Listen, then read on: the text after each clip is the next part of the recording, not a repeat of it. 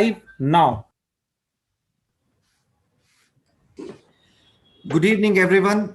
Welcome to the ISM SICS Debate Season 2, the great debate. It's not just the country, but the whole planet wants to know. So we have a very interesting set of debate topics today. It can be quite controversial, but definitely of more of informational and educational purposes. So with this, I'd like to call upon our founder chairman, none other than Dr. Amulya Sahu sir, who has always been a constant support for any of the innovative activities to be done under ISM SICS. I request Dr. Sahu sir to please open this meeting. So kindly unmute yourself, sir.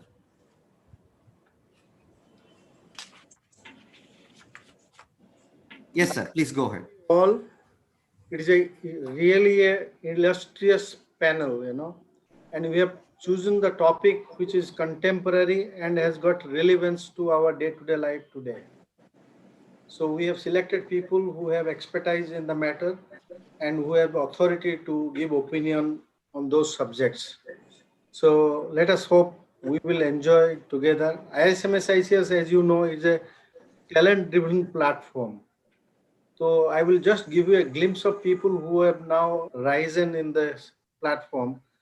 First is Jagannath Boramani. When I was president in BOA, I was looking for a talent who will be a good human being at the same time a talented person. I couldn't find anybody but only one, Jagannath Boramani. Now he is the chairman of ISMSICA. He has the integrity, he has the intelligence, he has the absolutely a wonderful human being and very balanced, and I'm very hopeful he will take this organization forward. Our present secretary, I knew him only, I saw him only once, and that too in a standing position in a Desai hospital. When I listened to him, I thought he's the man, and he has not proven me wrong. Now, another person, I have never met him also. Now he's going to moderate it, Jagdish Reddy. I have never met him, but what a talent and what a gifted person. He's so low profile, but he's high in performance, and the integrity is beyond question. So I'm so fortunate that people are joining who on their own merit, and this is the platform from them. I welcome you all. I'll request Dr. Boramani to give a brief introduction to our organization. Thank you. Thank you, sir. Can I share my slide? Thank you, Sahu sir. I would next like to call upon our executive chairman of ISM SICS Society, the man who started the first topical SICS in India, none other than Dr. Jagannath Boramani, sir. Please go ahead, sir. Yeah. Can you see my slides? Yes, sir. And you can hear me? Yes, sir. Okay.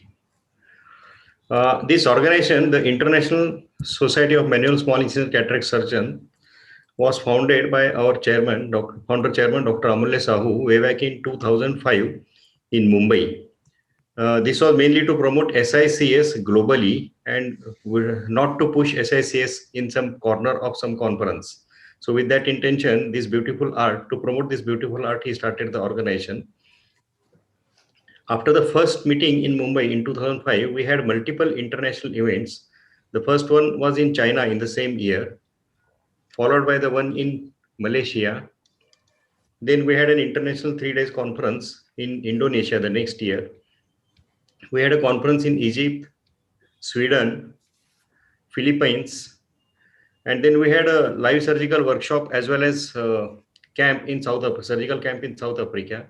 We went to Kuala Lumpur APACRS to conduct a wet lab in 2015, and from 2015 onwards we started our world conferences. Every 2 years we are holding a world conference. The first one was held in Pune in 2015. The second was held jointly with Arvind Eye Care Systems in Chennai in 2017. In the same conferences, ISMSIS became a global partner of Help Me See, who are into promotion of SICS simulator.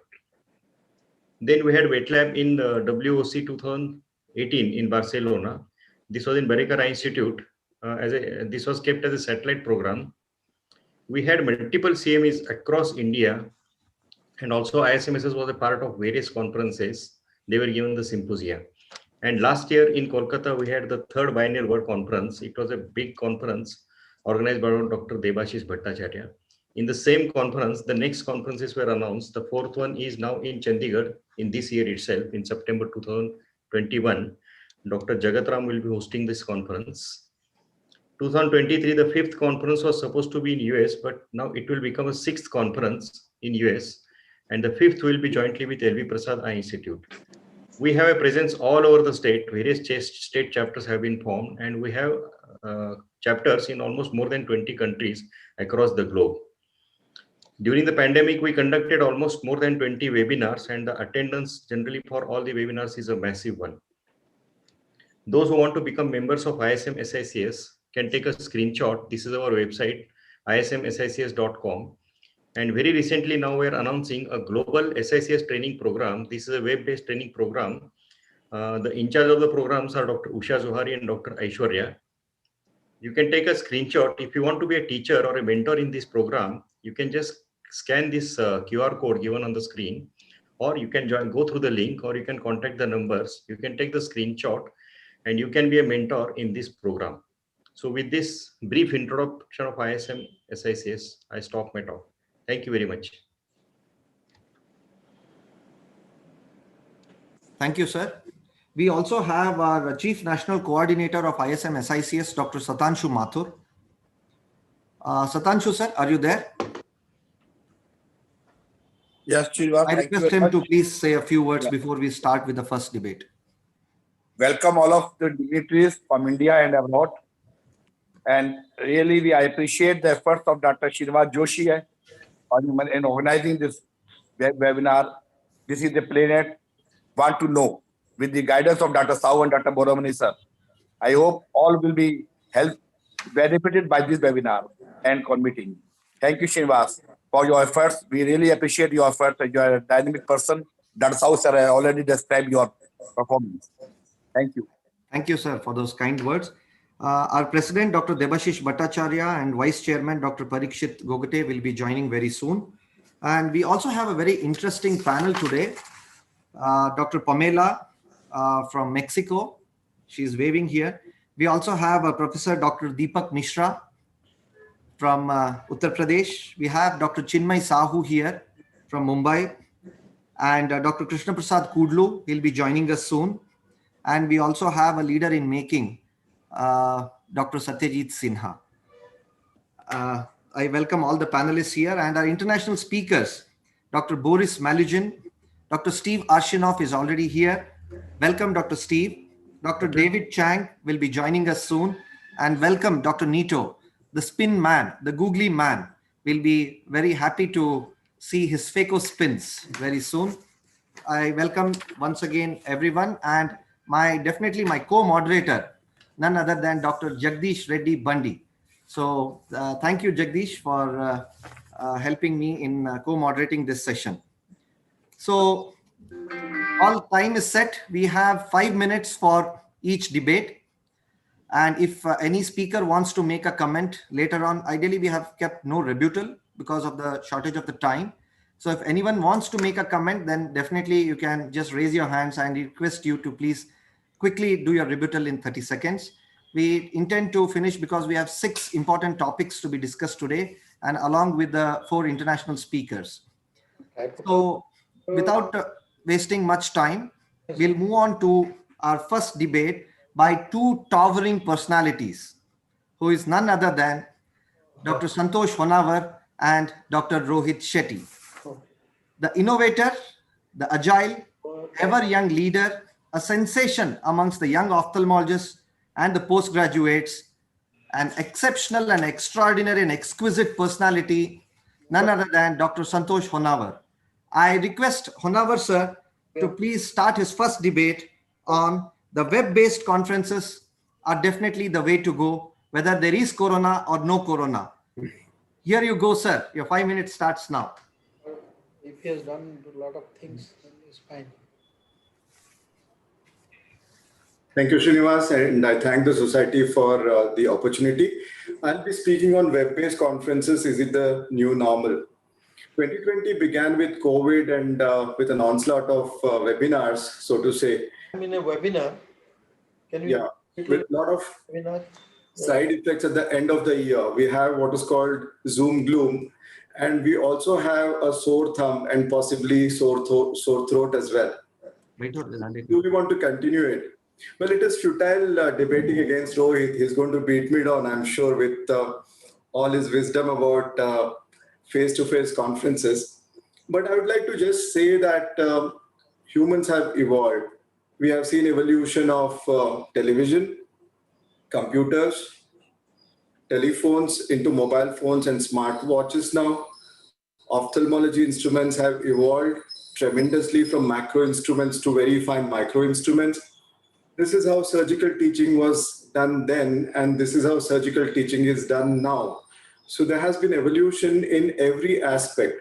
So isn't it time for a physical meeting also to evolve from its current state to something refined?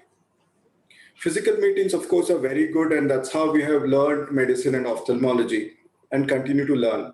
But there are some downsides to physical meeting. One is that it is expensive. There is cumulative time. If there are 10,000 delegates, each spending about 50 of their working hours attending a 4 or 5 day meeting, including travel, then the amount of cumulative time that they collectively spend on a conference is to be imagined. There is wasted resources, and of course, there is this large carbon footprint. Giving this example of AIO's Gurugram in 2020, which was of course very entertaining and good. This was a scene at the food court. This was a trade hall. And of course, in conference halls, you don't find many people unless you're very keen to learn. And cumulative time spent by the delegates was 400,000 work hours, counting 8 work hours per day, with a CTC of about 40 crore. And what did AIO spend on this meeting? About 16 to 18 crore budget. And you can't believe this, AIO spent approximately 50,000 rupees per member delegate on this conference. So are we justified in spending so much money? And whose money is it anyway? It belongs to all of us, because obviously the companies which sponsor these meetings are going to make this money back from either the ophthalmologist or from the consumer. So it belongs to all of us. It's not anybody's particular money. Now, what about the carbon footprint? This is one prime example.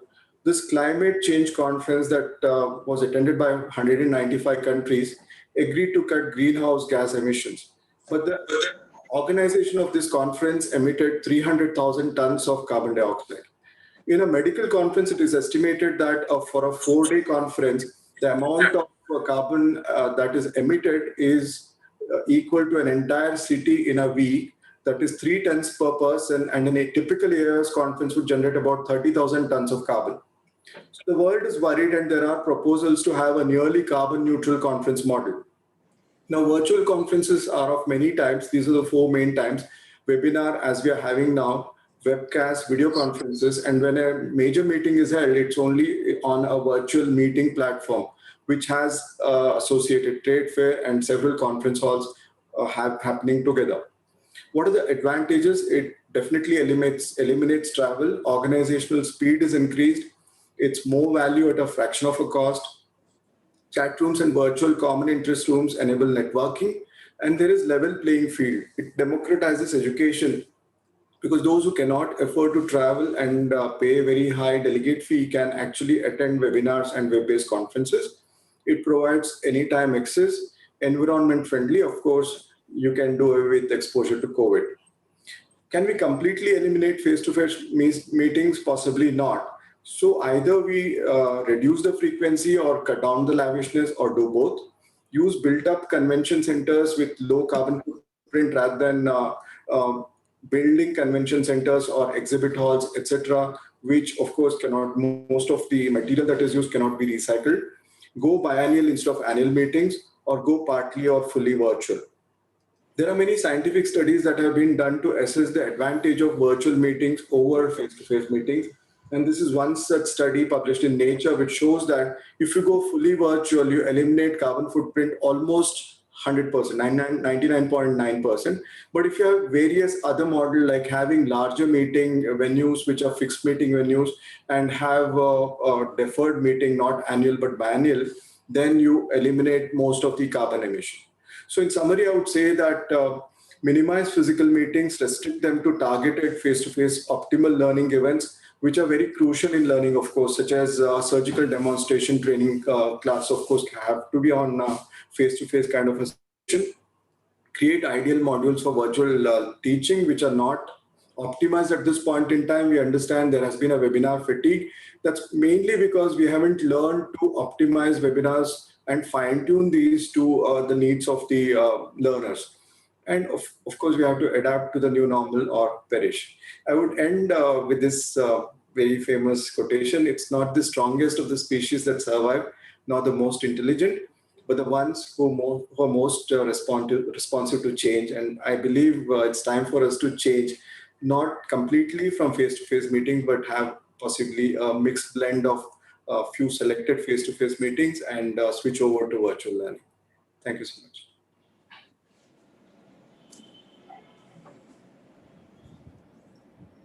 Sir, the whole audience was mute. So much of carbon footprint, so much of money being, no one had actually calculated it about. So let's hear from the scientist supreme in ophthalmology and our inspiring personality, the real charmer, who's none other than Dr. Rohit Shetty, sir. What he has to say about let's meet and learn is what he wants to put his point on. Over to Dr. Rohit, sir, please.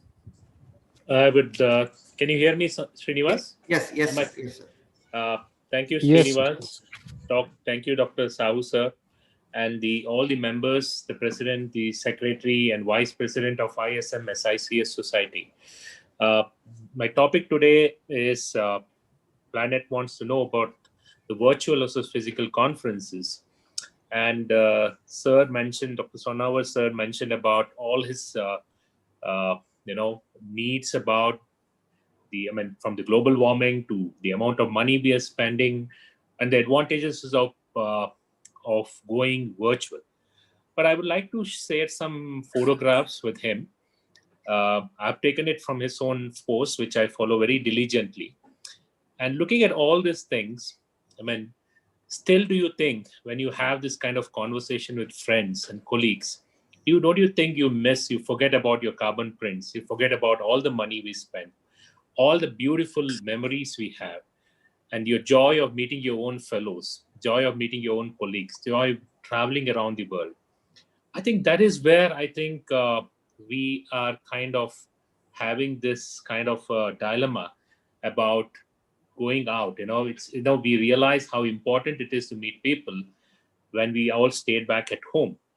And, in your own words, you miss all this in your own Facebook. That means that all of us echo the same words, echo the same sentiments, what you shared in your Facebook, a joy of meeting everybody. So when we started off with this virtual meeting, we were worried about this training the invisible student. The question is, who is the student here? It looked nice initially. We had lots of people logging in. But later we realized it's completely different feel when you don't know your invisible student. And that invisibility is one thing which always makes you feel worried about this Zoom-based or web-based platforms. In 2020, actually, when this whole webinar was, I set up this whole room, and it was excitement. There was so much of excitement about having your own Zoom room where you could use it in your office at home. You don't need to dress up. And this is what I use now. There are things lying on there. It's used like a place, and you don't feel the same feel what you had in the beginning. So the question always comes: what's normal for the spider is difficult. It's a different to a fly. It's a completely different. So what is real normal is something which we need to really be focused upon. What I focus upon now is all about socialization. We are not born to be indoors. We are not born to be, especially a lot of people in this group. And why do we go to conference? It's not just about food, not just about listening to it. It's just the camaraderie. It's just the feel of an atmosphere there's absolutely no way you can deny that you cannot do a hands-on kind of a training on your Zoom. So it has to be. I've been seeing the present batch of fellows, the skills are pathetic because they've never operated for the last 1 year. They've attended 2,000 Zoom meetings, but absolutely zero on skills. And that is what is very important for us. And these are very important factors, the social distancing is really getting on our mental status. It's just not the general population. There are thousands of articles now about how social distancing and keeping away is creating chaos in your mind. So I think that aspect, as a doctor and ophthalmologist, and all of us here, we're used to meeting people or traveling. We need to be very careful about too much of this Zoom-based meeting, and it will fizzle off. Eventually, it will fizzle off. What are the health benefits? I'm just going to concentrate only mental and physical health benefit of a conference. I know money is important. I know, yes, I know a global warming important. I know we are unnecessary travel is not the norm now. But, all these factors, you cannot deny that, young people who go to meeting, look at senior guys, and they learn the etiquette of, behavior, how you present. And what are they learning from me and any one of us here just sitting and talking? And that is not the way. I know how you meet people. I mean, there are various factors. Is beyond. This is something very important. Your mind is active. You travel. You lose. I mean, there is a chance 1 in 2,000 do have a chance of Alzheimer's. If you travel a lot, you meet people. They say it reduces. This is demand study, and all this is you can debate on it, but it's still there. It's all in published literature. So this is what I would say is that I strongly believe that, of course, I agree with Santosh sir, that hybrid is the way to go, but there's no space for only web-based meeting in our, I think, in our profession. This is what I rest my case with this. Uh, I said you would win hands down anyway. Srinivas, can I come in? Yes, sir. Any rebuttal, Santosh sir? 30 seconds. No rebuttal at all. I mean, I think we agree that both have their advantages and disadvantages. And the way to go would be have fewer conferences. Earlier, when it was non-COVID, I would travel all weekends and possibly attend at least 2 meetings every weekend. And that was very hectic, right? And there were so many conferences, each with 20, 30 people sitting in a hall. And then, those kind of meetings can be converted to virtual meetings, whereas real nice meetings, which are topic-based, such as the one NN conducts, those can obviously be physical meetings. They need to be physical meetings. And we can have one national meeting a year or a couple of meetings, major meetings a year. So there is a good scope, I think, for hybrid meetings and a combination of these two. That's what I would say.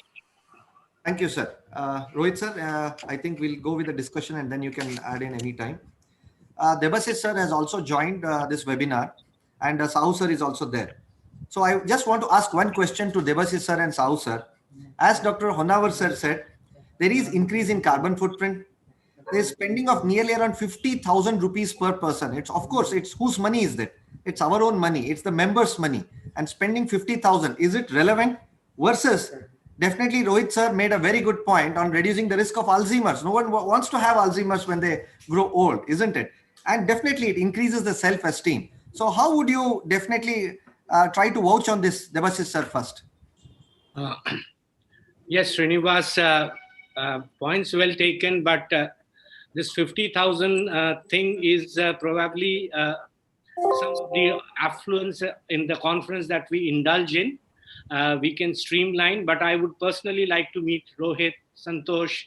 I am really craving for it, I must say, because as Rohit pointed out, I mean, unless we meet physically, unless we see each other's face and in 3 dimension and the entire gesture, posture, everything, we don't really get the feel of whether it is learning, whether it is interacting, whether it is communicating, personal interactions. All this combines, makes a lot of sense. And I think everybody must be in agreement.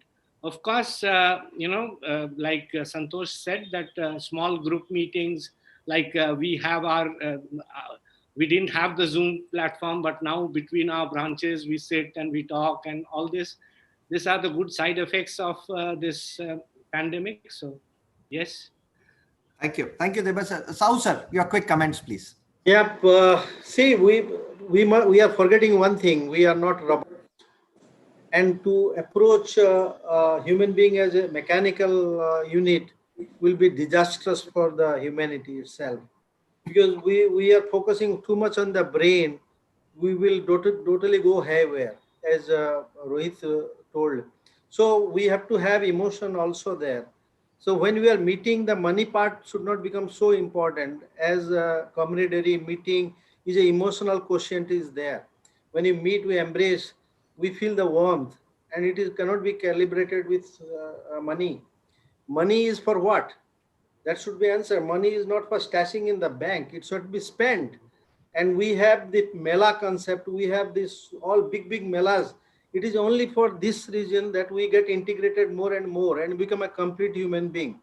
So somewhere we have to streamline it. It is a now challenge, but we have never have to forget that we are human beings, and we cannot, we should not compete with the robots. That's all. Thank you, sir. Dr. Nito and Dr. Pamela, 10 seconds each. Dr. Nito, what do you think? How is the situation in Brazil? Corona, no corona, whether in corona, do you still want to physically meet with the vaccination? How you want to go about it? Yes, we are having trouble here because of the vaccines are late in arriving. Yesterday came a big lot from India, and thank you very much for that. But I think it will be a long time here until we have a normal situation. And many meetings are scheduled, but I think most will go online only, and only as every lots of you said, small meetings will be held, but big meetings, I think, would be a long time here to happen. Quick comments from Dr. Pamela, from what are your views from Mexico? Yes, well, we are also getting the vaccine, but in a very slow rate, and not everybody is getting vaccinated. At least for this year, for 2021, all the meetings are scheduled for online meetings. But my personal opinion is I do miss face-to-face meetings. I think we do have to reduce the number, as Dr. Santos said, because there are a lot of saving that can be done that way. But I think we cannot forget about them, because as Dr. Sahu said, the warmth on the social part of a person, it's really important. Thank you. Quick comments from Dr. Steve. What's your impression from Canada? Well, it's similar. I think that everything is delayed probably until the summer or September because of the rollout of the vaccine being slower than we'd hoped, and we use online. But I think in the end, nothing is better than going to a meeting, hearing someone present something, and then talking to them in person about the fine points of what they're doing and trying to teach. And I think we really learn from actually talking to people in person about the fine details of what we want to do, more than a public lecture. And when you give a lecture online to 1,000 people or something, you don't say the same thing as when you sit down with someone over a cup of coffee or lunch and talk to them about the fine points of what you do. So I think we'll need both. We'll have large public demonstrations and lectures, but I think you really learn details from sitting and talking to people and getting to know them, and finding out honestly what the fine points of doing something and how to do it. Thank you very much, Dr. Steve. I think all of us agree that the hybrid probably is the way to go now. And definitely we all are waiting for the physical conferences as well. But those who can't attend, I think definitely the link has to be shared, and anybody wants to learn sitting at home, I think the webinars or the live conferences are also definitely the way to go. I think I would like to give a standing ovation to the two exceptional speakers who have done extremely well on the topics given to them. Thank you very much, sir. The only thing is it's virtual, so even if we stand, we cannot make it out. But definitely, it's the way to go. Thank you very much, Honavar, sir. Thank you, Rohit, sir. You both did a fabulous job. Thank you very much. So we move on to the next debate, because as one of the author has said, raise your words, not your voice. It's the rain that grows the flowers and not the thunders. So coming to the next topic we have is the fine, fabulous, fascinating ophthalmologist, a young, dynamic, excellent and inspiring personality, Dr. Ameya Kulkarni. Dr. Ameya, can you switch on your video, please? Is Dr. Ameya here? Yeah, I'm here. Yeah. Versus the lighthouse amidst the storm, the guiding light to us, to all of us, the ever chivalrous teacher, Dr. M.S. Ravindra sir.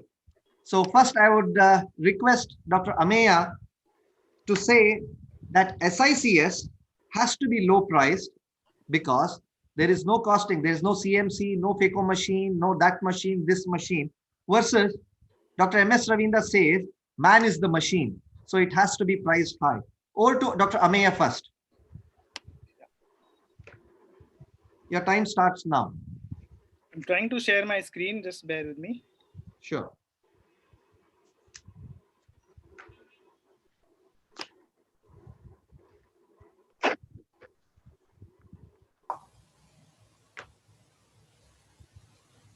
Can sir go first? I'm having some difficulties with sharing the screen. MS Ravindra sir? Sure, I'm ready. Great.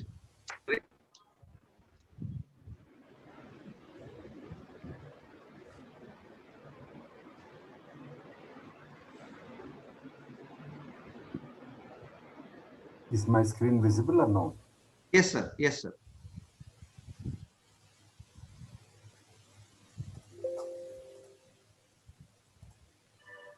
Am I visible? Am I audible? Yes, sir. Fine. Yes, sir. Okay. There is some issue. So you can just press the yeah.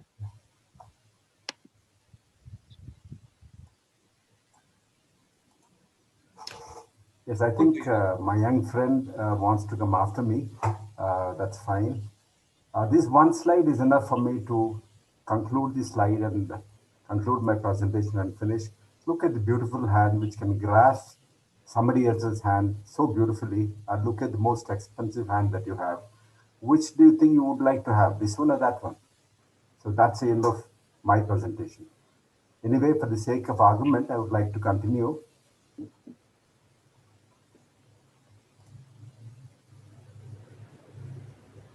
This is the scenario we all have become slaves of.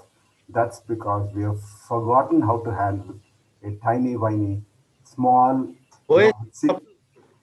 Am I audible? Your voice is muffled. Voice is not audible? No, it's okay, sir. It's audible, but audible, it's echoing. Slight echo is it. Continue. Fine.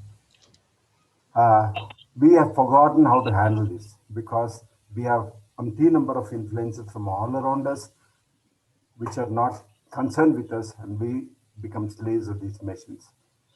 A price that consumer is happy to procure, a price that majority of clients, remember what India is made of, can afford, a price which is prevailing in the market for different categories of socioeconomic status. You should be able to make a profit based upon your skills, experience, scope for growth for the future, and cost of the risks you have. Legal risks are huge today, and you need to look at the breakages, losses, unforeseen elements that are there in the practice. And should we look at the benefit the claim derives? Yes, we should.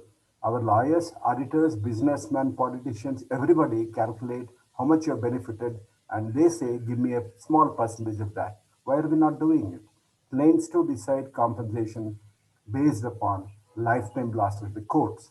So they will calculate, this person is going to live for next 90 years.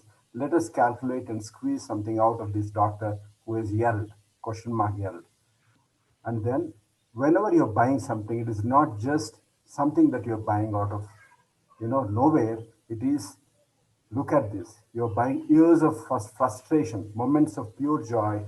You're not buying just one thing. You're buying a piece of heart and piece of soul from the physician that's operating on you. I had a very senior doctor, and in the beginning of my practice, I had an opportunity of going to him a couple of times.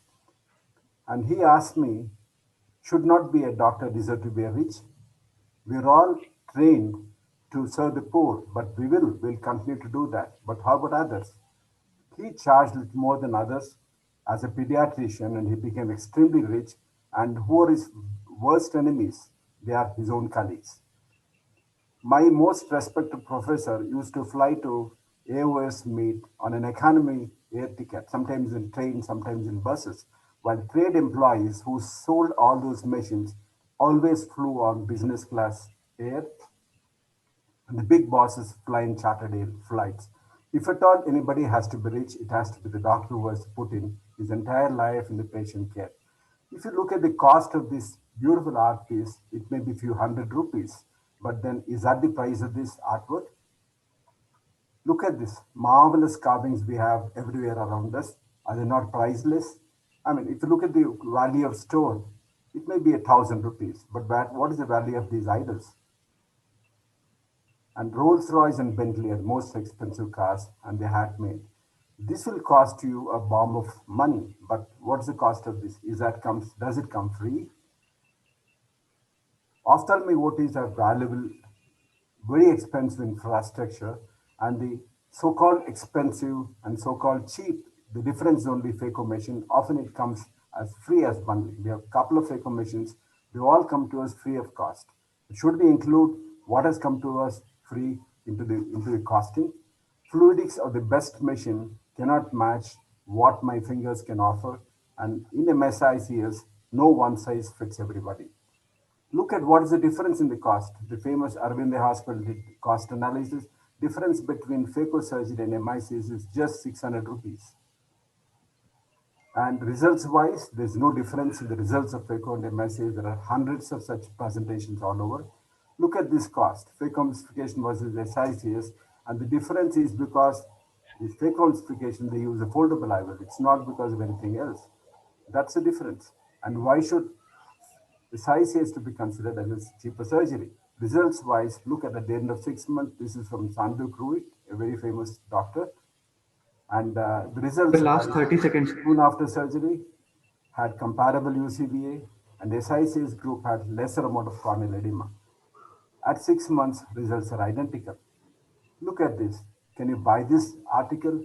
Yes, you can always buy it when it is made by machine at a cost which is a mere few hundred rupees or few less than $100. You can buy it, but can you touch the original handmade Mona Lisa? No. There are any number of conditions clinically which are better managed by SICs when compared to phaco emulsification. Immediate rehabilitation, no injection, no bandage, no redness. These are applicable to both the conditions. Learning curve is steep in phaco emulsification surgery.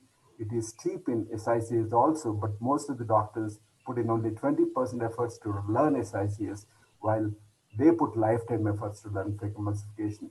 These complications are best managed by SICs. Should SICS cost same as phaco emulsification? I would humbly request it should cost more. Artwork versus machine work, as you have proved, SICs should cost more than a phaco emulsification, or at least as much if the market demands so. Can offer the best of IOL to suit the patient needs. I have no bundling. I am not committed to put one lens for everybody. I can choose what the patient needs, and representatives won't bother. They don't even come to me. And because I don't go for bundling, you can offer discounts and do any amount of charity because I have enough money to spare on poor people, because I don't throw away the money to the traders. Once I had offered way back in the beginning of my career, one of the lowest rates I offered to a villager who walked into my clinic. He walked out. His face was not very happy. I had offered the lowest price to him. He returned back 2 weeks later, operated by a colleague of mine elsewhere. He came back to me for the other eye. He said my rates were too less for him to get the confidence. He ran away from me. That's the day I decided I should not be lesser than others, and my skills are highest because I practice MSICS. I don't underplay my skills, and I do not promote S5 brand machines or IOLs. I'll choose what is best for my patients. A lab surgeon doesn't explain what brands use. So is a cardiac surgeon.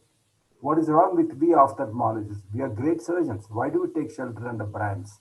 Buy machines for the sake of you and not to make money from the market. Don't sell machines.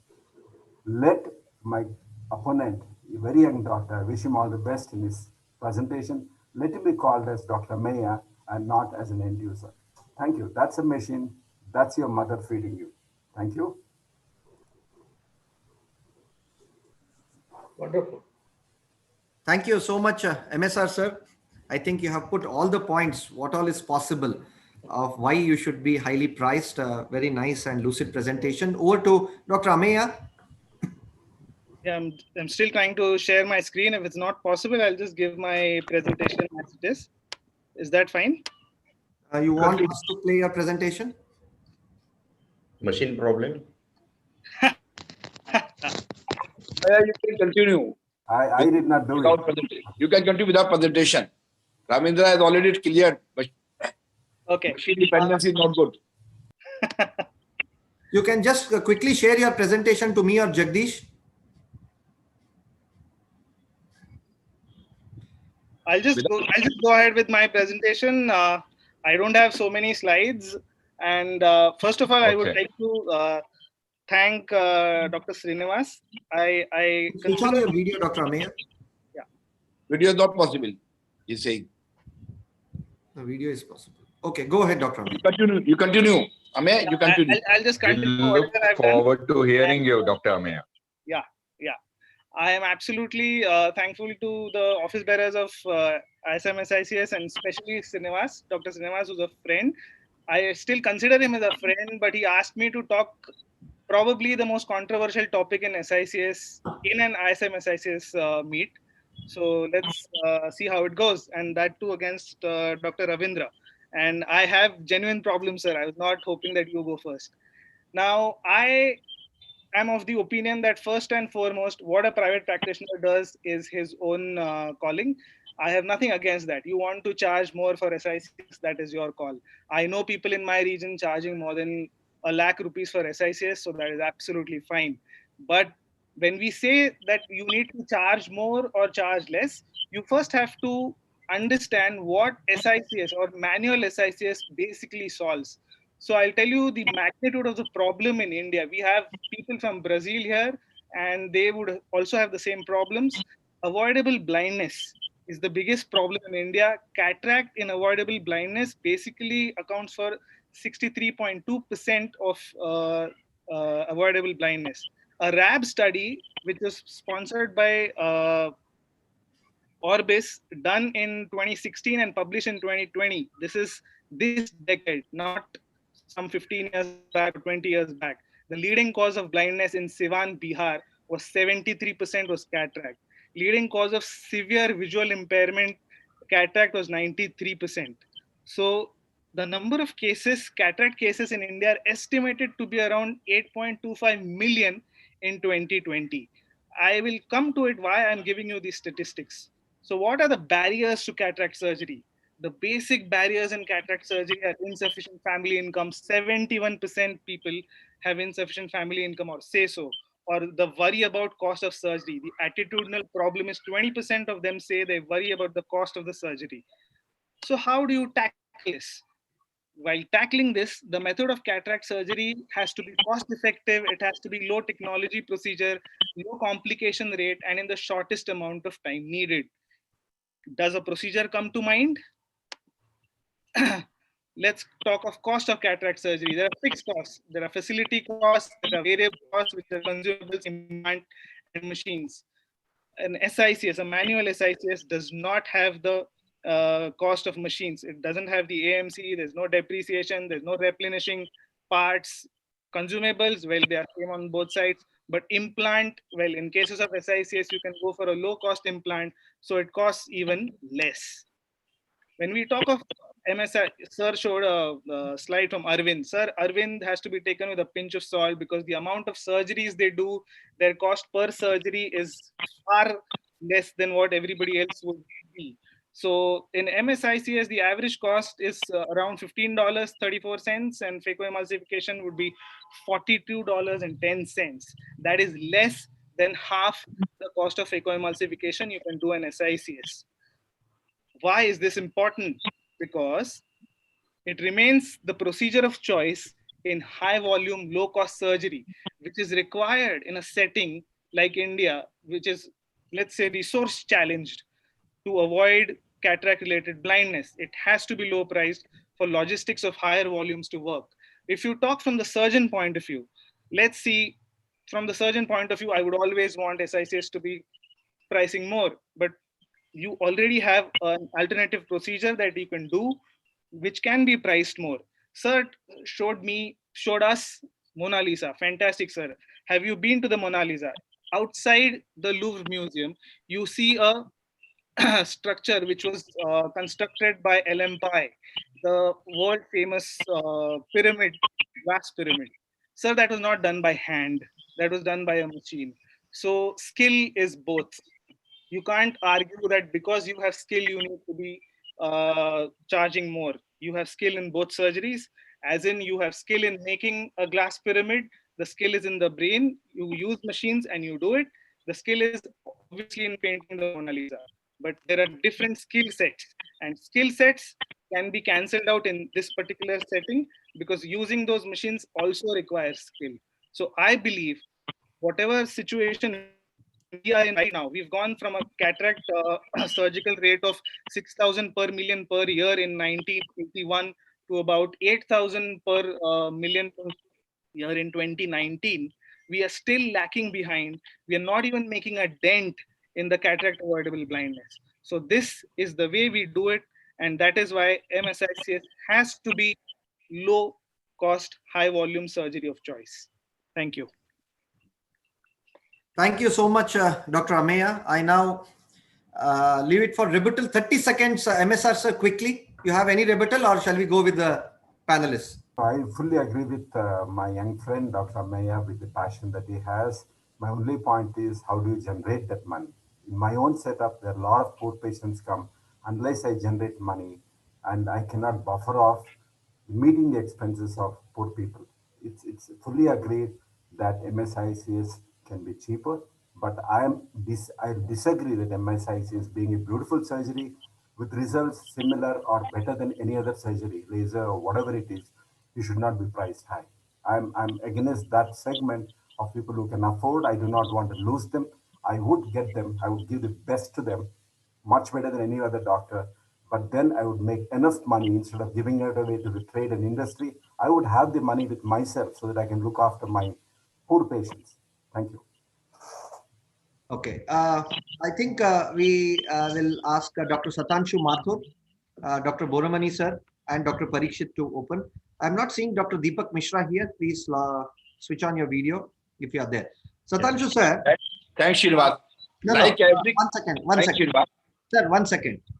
Dr. MSR said there is no adrenaline secretion, and the lab surgeon or the cardiac surgeon doesn't disclose his brand. Yes, we all know that. Versus Dr. Ameya raising a very valid point that there are several millions of people waiting for cataract surgery. And if you keep charging them with a high price, how is it possible to eradicate all these Vision 2020 guidelines or goals or whatever aims is possible? Your views quickly on that, please. Mathur sir, go ahead. Srinivas, like every coin has got two sides. SICS has an advantage of this. If the charitable institute there, we are doing SICS surgery at very low cost. In our camps also we are doing. But on the other side, I totally agree with Dr. Ravindra. SICS is the art. You can tell me, is there any surgery in the world where we can correct the preoperative astigmatism by a simple change of site and change of incision? If we are putting a toric IOL, we are charging money from the patient.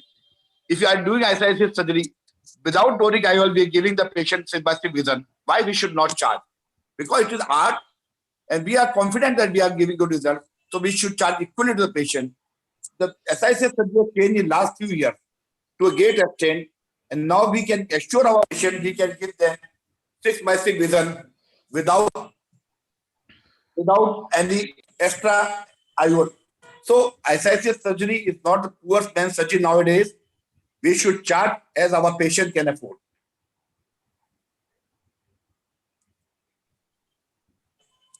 Boramani sir, quickly. Yeah, I just have to make 3 points. I'll just give few examples. As on today, the highest package for a cataract surgery is for SICS, that to a non-premium lens. It is 2 lakhs. I don't think any phaco surgeon is charging 2 lakhs with a non-premium lens. This 2 lakhs is going to become 5 lakhs. Secondly, I'll give two examples. How much a painting of MF Hussain costs and what is his material cost, isn't it? So this is the charge for his art and the skill. Same thing applies for SICS. And I'll give one more example of advocate Harish Salve. Harish Salve, what are his charges and what are his material expenses for the charges? But at the same time, Harish Salve can give free consultation, or he didn't charge a single pay when he represented an Indian captive in Pakistan in the London court. He didn't charge. So this SICS can give this flexibility. If you want to give charity, you can do charity. Most of the charity work is done in SICS only with minimal or no charges. But at the same time, you can have a premium surgery done with SICS and charge more for a paying patient. That is the flexibility of SICS. Thanks. Parikshit sir, Boramani sir, Satanshu sir, MSR sir, they are all speaking of MF Hussain, Mona Lisa, all those things. Sir, you are the man who appeared for civil services, if I'm not wrong. There are, again, as I said, I'll come back again, lot many people who doesn't have food properly in a day and leave about the affordability for the surgery. What is your take on that? So finally, what the patient wants is good visual outcome. And if manual small incision surgery gives that good visual outcome without very expensive technology, without very expensive gadgetry, I think that is what makes it special. And that is why it has a global appeal. And I think all the speakers before me have said it. So there's nothing much that I can add. But yes, we can do and we can charge anywhere from 2,000 rupees to 200,000 rupees. But what matters in the end is that patient should get good vision. Wonderful. As expected, very diplomatic answer, sir. That's why he's a diplomatic man. Thank you very much. Over to Dr. Debashis, sir. Debashis, sir, yes, please. Yeah, MS gave an example of Mona Lisa. Well, I would quote Leonardo Vinci.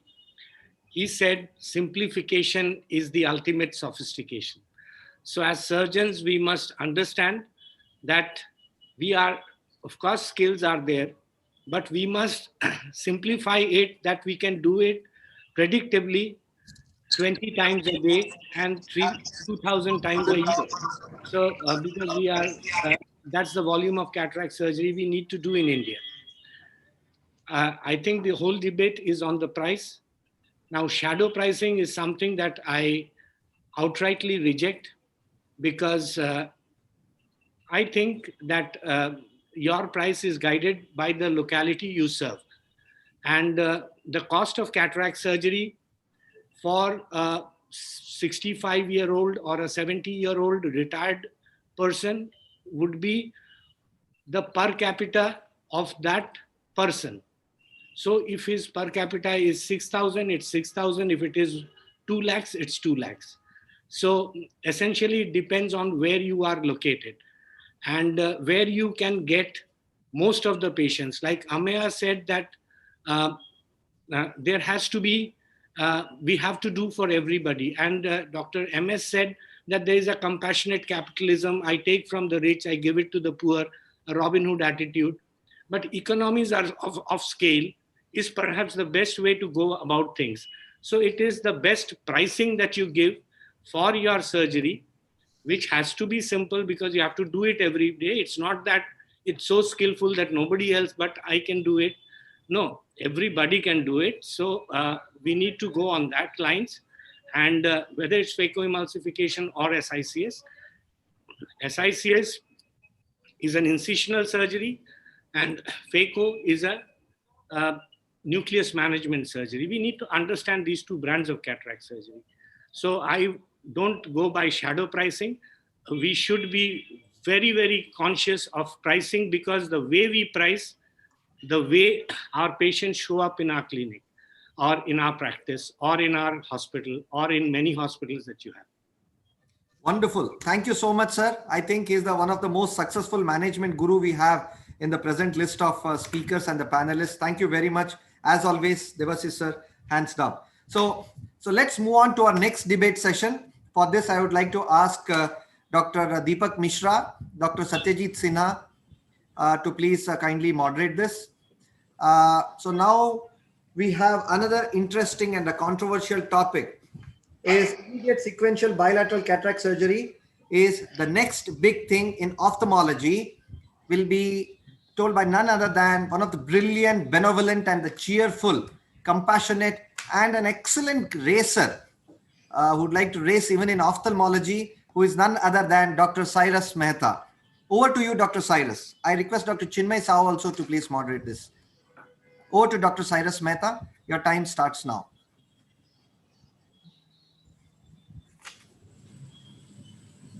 Hi, has it shared my screen? Can you all hear me? Yes, sir. Please go ahead.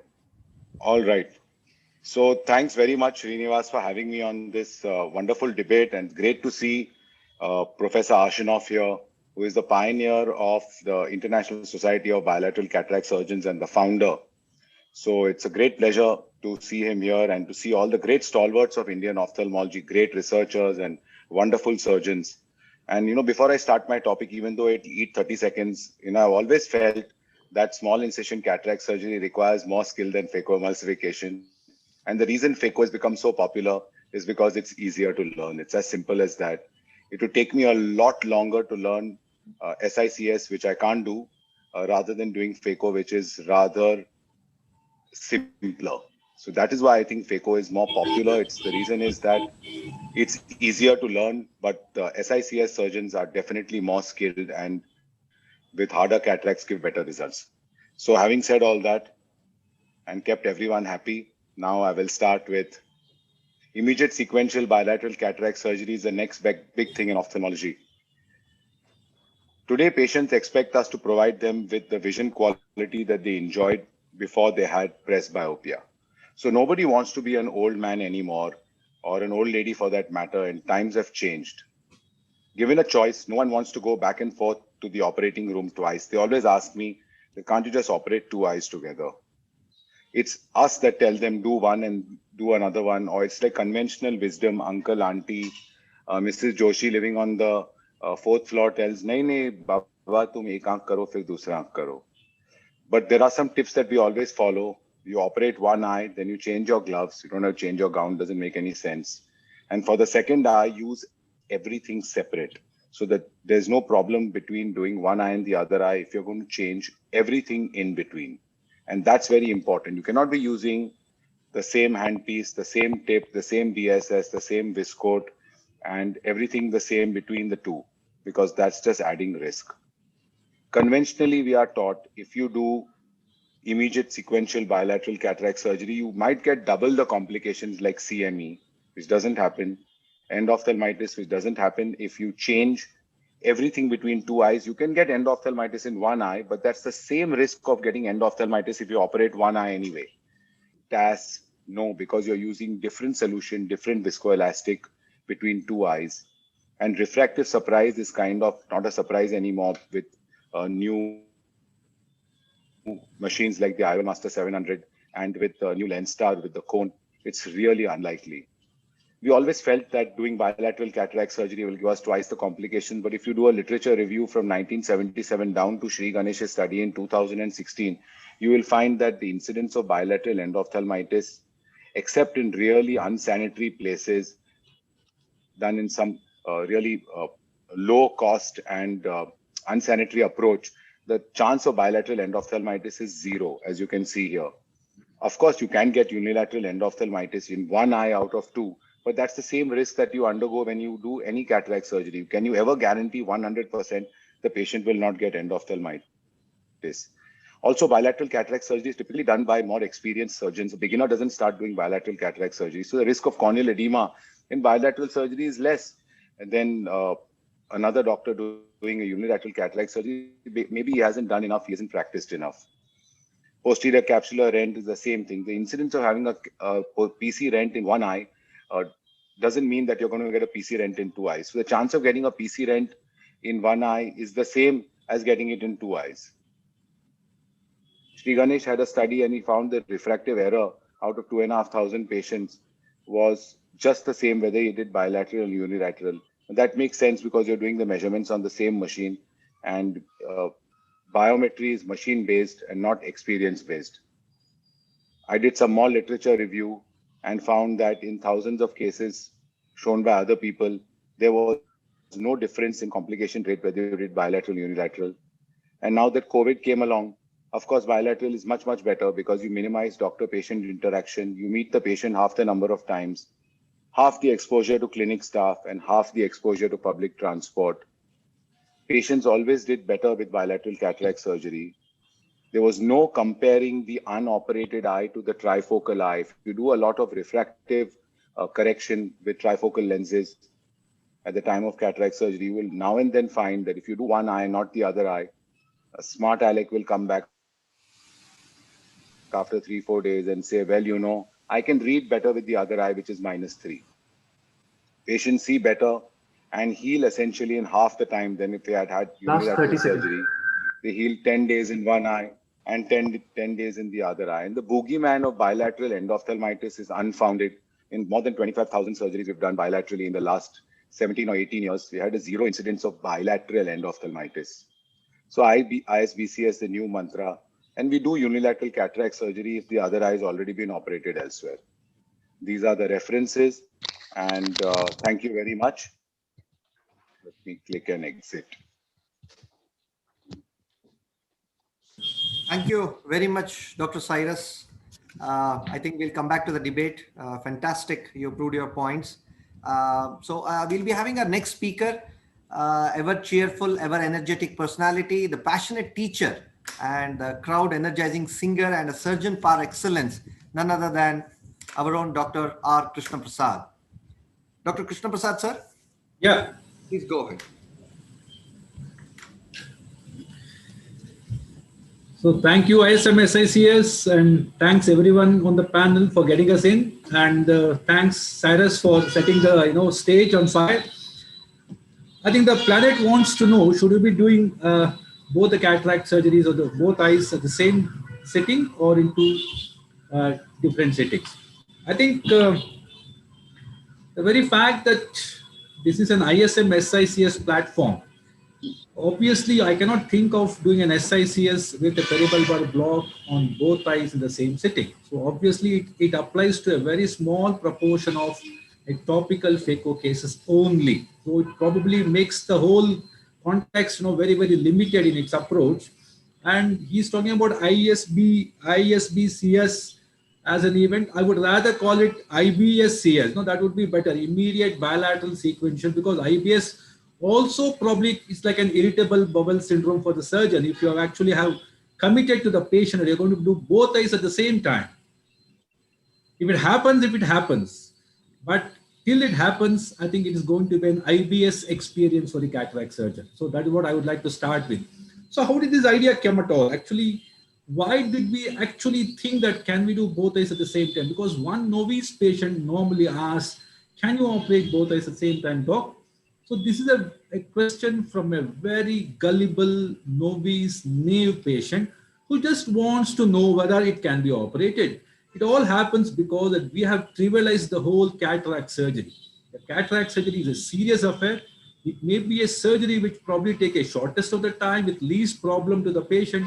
But having said that, for the patient it may be easy, but for the surgeon it is no more easy. So it's a serious affair. We go into the eye and do a lot of things. So when we say that it's going to take a very less time, you're not going to have any problem, no injection, no patch, we somewhere push the line across and probably give an idea to the patient that probably we can operate two eyes at the same time, maybe at the same time. Okay, not even sequential. So probably this is where this idea comes in. But let us look at the positives. Let me think like Cyrus Mehta now. Convenience to the patient. I think in India, we have, lot of patients who have a lot of time. Most of the patients who come to cataract surgery are usually old people who are retired, who actually know nothing else to do at home. In fact, even if you push them out, they keep coming to the hospital, much more visits. So I think convenience, coming to the OT, coming to the post-op follow-ups and things like that may not really matter much to most of our patients who actually come without an actual reason for any follow-up. In my cases, when they come for a pre-op once, they come for a surgery, they don't come again, they come only after 1 week for the glasses. I think it's just 3 visits. I think for a one cataract surgery for a lifetime, giving them the vision, I think 3 visits to the hospital should at least be the minimum that we must be asking for the patient. I think this visit probably, it need not really. And what about the fitness? People may say, once they are fit for cataract because of their glycemic control or their heart status or whatever. I think the present day cataract surgery is so less stress inducing. I think the fitness is, I think the only way where I can probably justify a bilateral surgery in the same setting is only that when somebody is a grave risk for GA and you probably operate both eyes. Like we do some kids with a heart problem, with a congenital glaucoma, we do both eyes at the same time, explaining the benefits and the risks. Probably that is the only thing. But for a surgery for cataract in an adult, I think fitness and doing at the same time probably may not work. I think this is my, I mean, I'm a great fan of Cyrus. He's a Cyrus race meta. No? He races into the future. He's a futurist. He looks into the future. He sometimes confuses the future for the present. Okay, so that's the reason. He practices in the International Meta Eye Institute in Mumbai, one of the premier setups in India where all the poshest of the patients go. They understand, they can cooperate, they can spend for that bilateral surgery at the same setting. And there are a lot of things get into the right place with metas. But in majority of people, they come to people like us, where we do a lot of jugards. No, we patient, a common man who comes for a surgery is happy to come multiple times for one surgery, forget about operating both eyes at the same time. So let us look at the prerequisites for an IBS-CS. Okay, the choice of anesthesia. Obviously, I told you, you cannot give a peribulbar. Peribulbar surgery sometimes is good for the patient and most times good for the surgeon. I think topical definitely has its advantage, but many a times if you're planning an SICS, okay, in cases where phaco is not advisable, I think peribulbar, obviously the whole idea of doing the same setting surgery goes out of the window. What about consumables and manpower? I think this is very important. So we had a lot of, I thought we changed cannulas and use things, and we changed tips and sleeves, and there's a lot of jugaad again that happens. Biometry and refractive planning. See, it's not about IVOL Master 700 or IVOL Master 1000.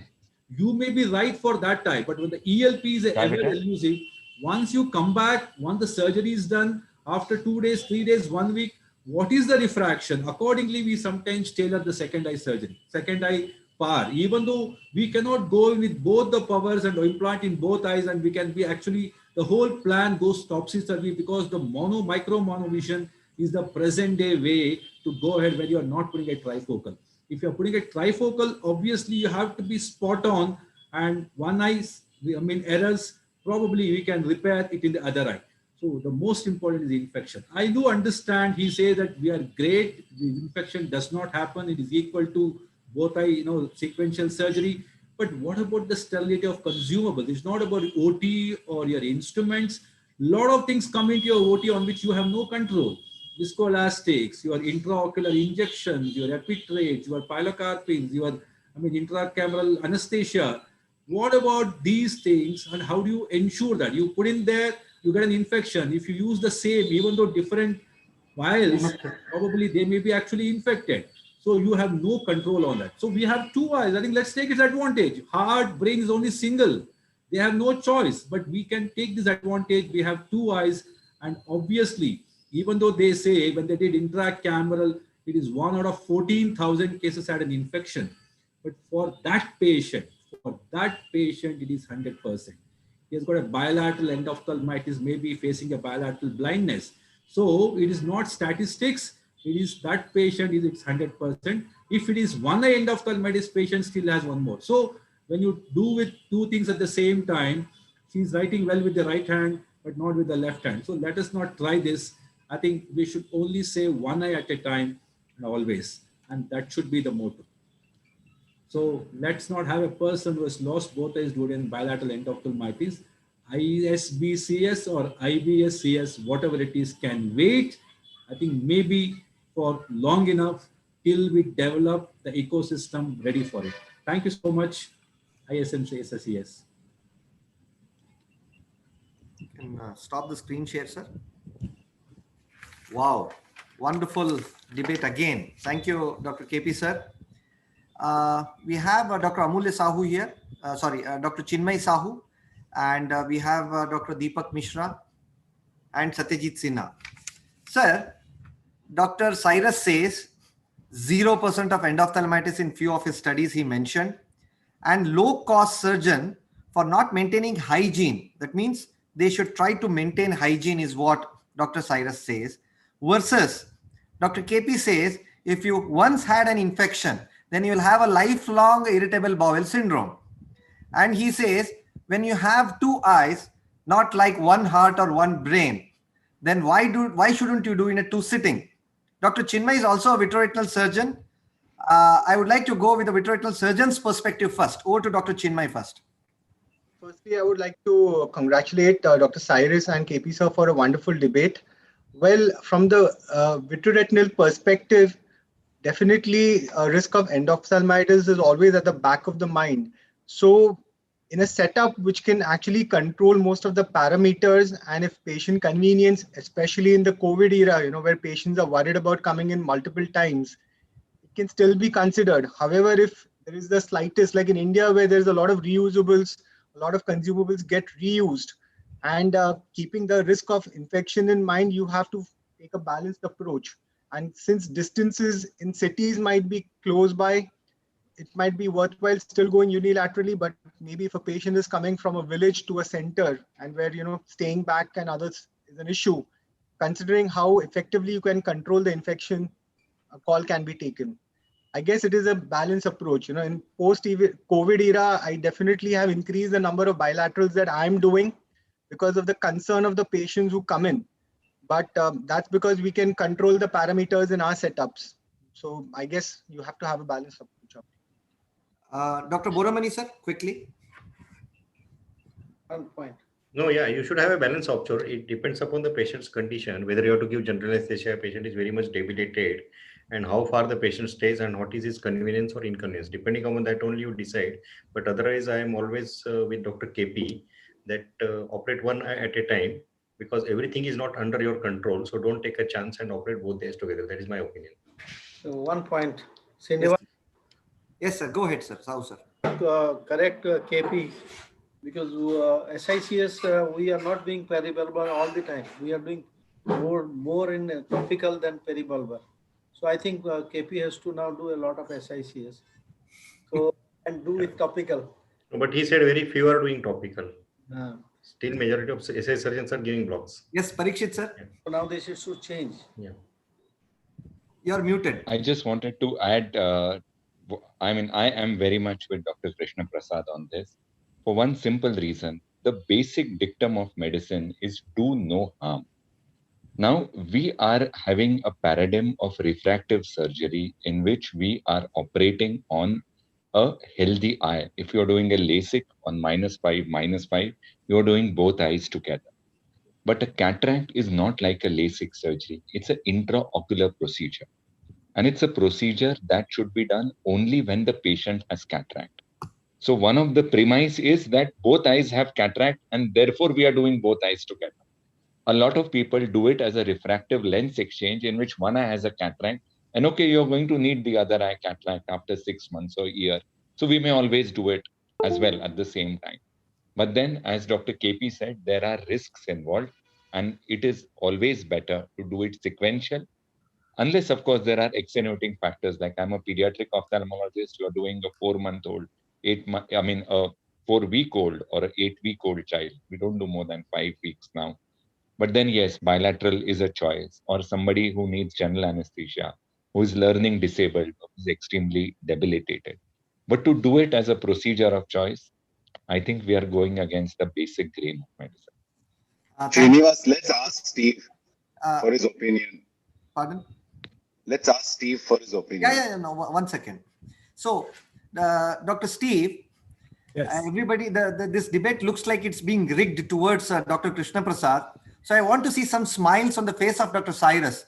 So can you just throw a few points quickly in 30 seconds? Cyrus is smiling. Okay, I'd actually like to talk about both of the last two talks, because you have a different perspective than people do in Canada or the US or Europe. What happened, I've been coming to India for 25 years, and I go all over the world like many of us do when we give lectures and talk to people. And the most apparent thing to me is how much two countries that I've gone to have changed in the last 25 years. One is China and one is India. But they're vastly different because China is communist and China does what the government tells people to do, But India is an open democratic society. In an open democratic society, I have seen no country that's had as much economic improvement and improvement in technology and various things as India has. When I first went there, I couldn't make a phone call across the street because the phones didn't work. And now we're on Zoom. So, you know, it's like you've come into the ultra modern future in 25 years. And this is not a criticism of any person because everyone's equally smart and capable. It's a matter of what resources you have. I think that what's going to happen in India is what's happened everywhere else in the world is as everyone gets wealthier and the economy improves, because India's will, because you have the largest, youngest population of any country in the world. You have a brilliant bunch of people. For thousands of years, India has led the world in academic achievement in many, many things. There's no reason why it will stop. As that occurs, it'll be the same as we've seen in the West. People will want to go to phaco, not simple or cheaper phacos as have been sold to India for the last number of years, but you'll buy the more elaborate, expensive ones that they buy in America, and you will find that your complication rates go down and down and down. As those complication rates go down, people will want more and more bilateral cataract surgery. The same as we always want better computers. Everyone wants the people providing you services to do better. And next, you'll go to femto. Femto is going through the exact same thing that happened when phaco first came out. At first, no one liked it, they distrusted it.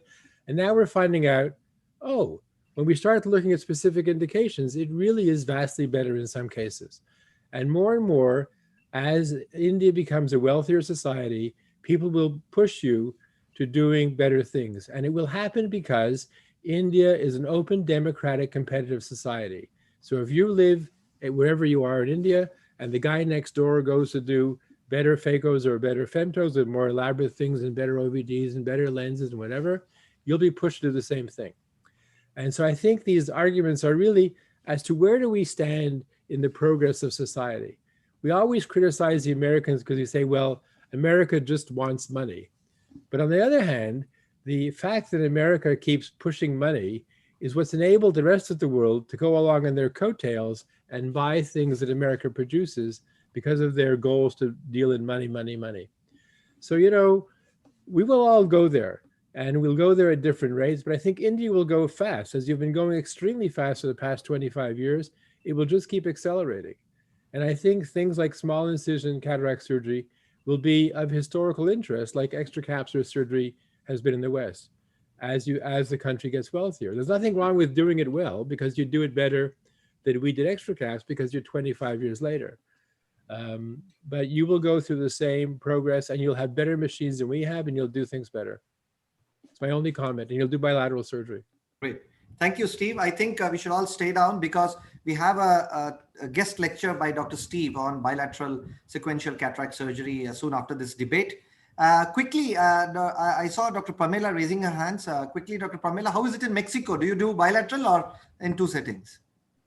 Yes, thank you. Well, I was thinking, and I do agree with Dr. Parikshit, bilateral surgery is not our first choice in here because we cannot control all the risks that are there. Even though you can actually take care of almost all of them, you cannot actually have the full control of everything. But there are some very special cases when the patient is from very far away, it's their only chance to be in the OR. Maybe you have two really hard cataracts with only light perception and it's the only chance for them to get operated, then well, okay, then you should take the chance and lower the risk at the most, but it is not our first choice in here. Thank you. Thank you so much, Dr. Pamela. I think quickly we move on to the next set of debate is from Dr. Partha Biswas versus Dr. Chitra Ramurthy. Dr. Partha, the man with the plan, the great teacher and an admirable human being, a born fighter and a personality down to earth. Actually, he's traveling, and just for everyone to know, he's going to go against the population of where in ophthalmology, I think if I'm not wrong, 70 to 80% of them are women. So my dear friends, we open up the topic in men in ophthalmology versus women in ophthalmology. We go ahead first with the first person, Dr. Partha Biswas.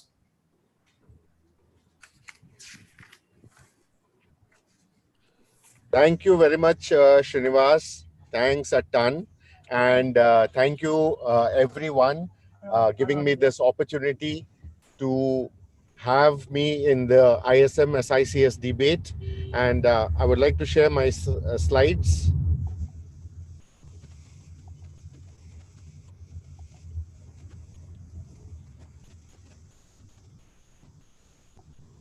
Yes, sir. Go ahead. Your time starts now.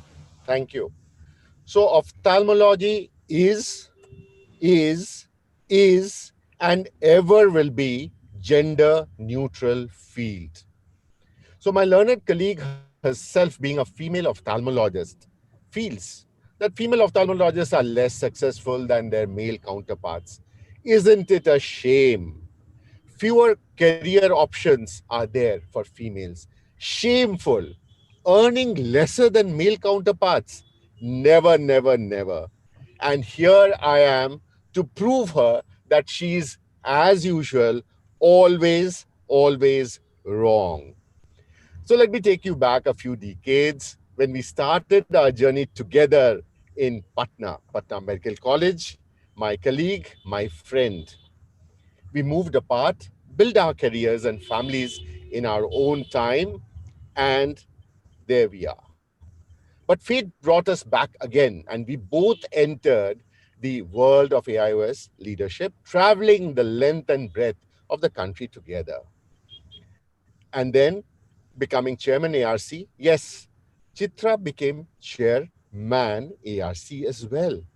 And yet, my learned colleague feels females are not given equal opportunities in this field. Why ophthalmology is the best field for female even today? Lesser working hours, lower number of emergencies, no bias against female surgeons anywhere in the world, and even in India. More and more female ophthalmologists taking up this field than before.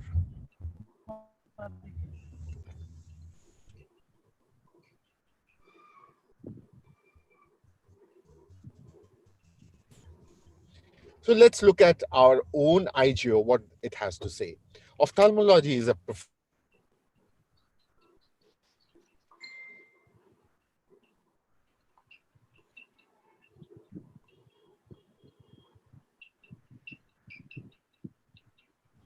Partha sir, we have not been able to hear you.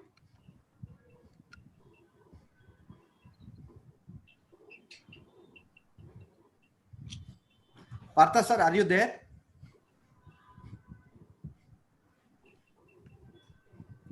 I think it's stuck. Chitra madam has done something, it seems.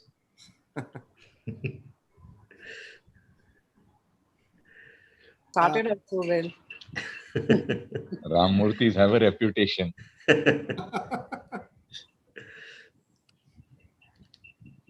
Okay, I think it's gone offline. So till then, we'll have the leading lady, the exemplary personality, juggling multiple responsibility, yet so efficiently. Here we have our chairman, ARC, none other than led by a wonderful personality, down to earth, Dr. Chitra Ramamurthy. Over to you, madam, please.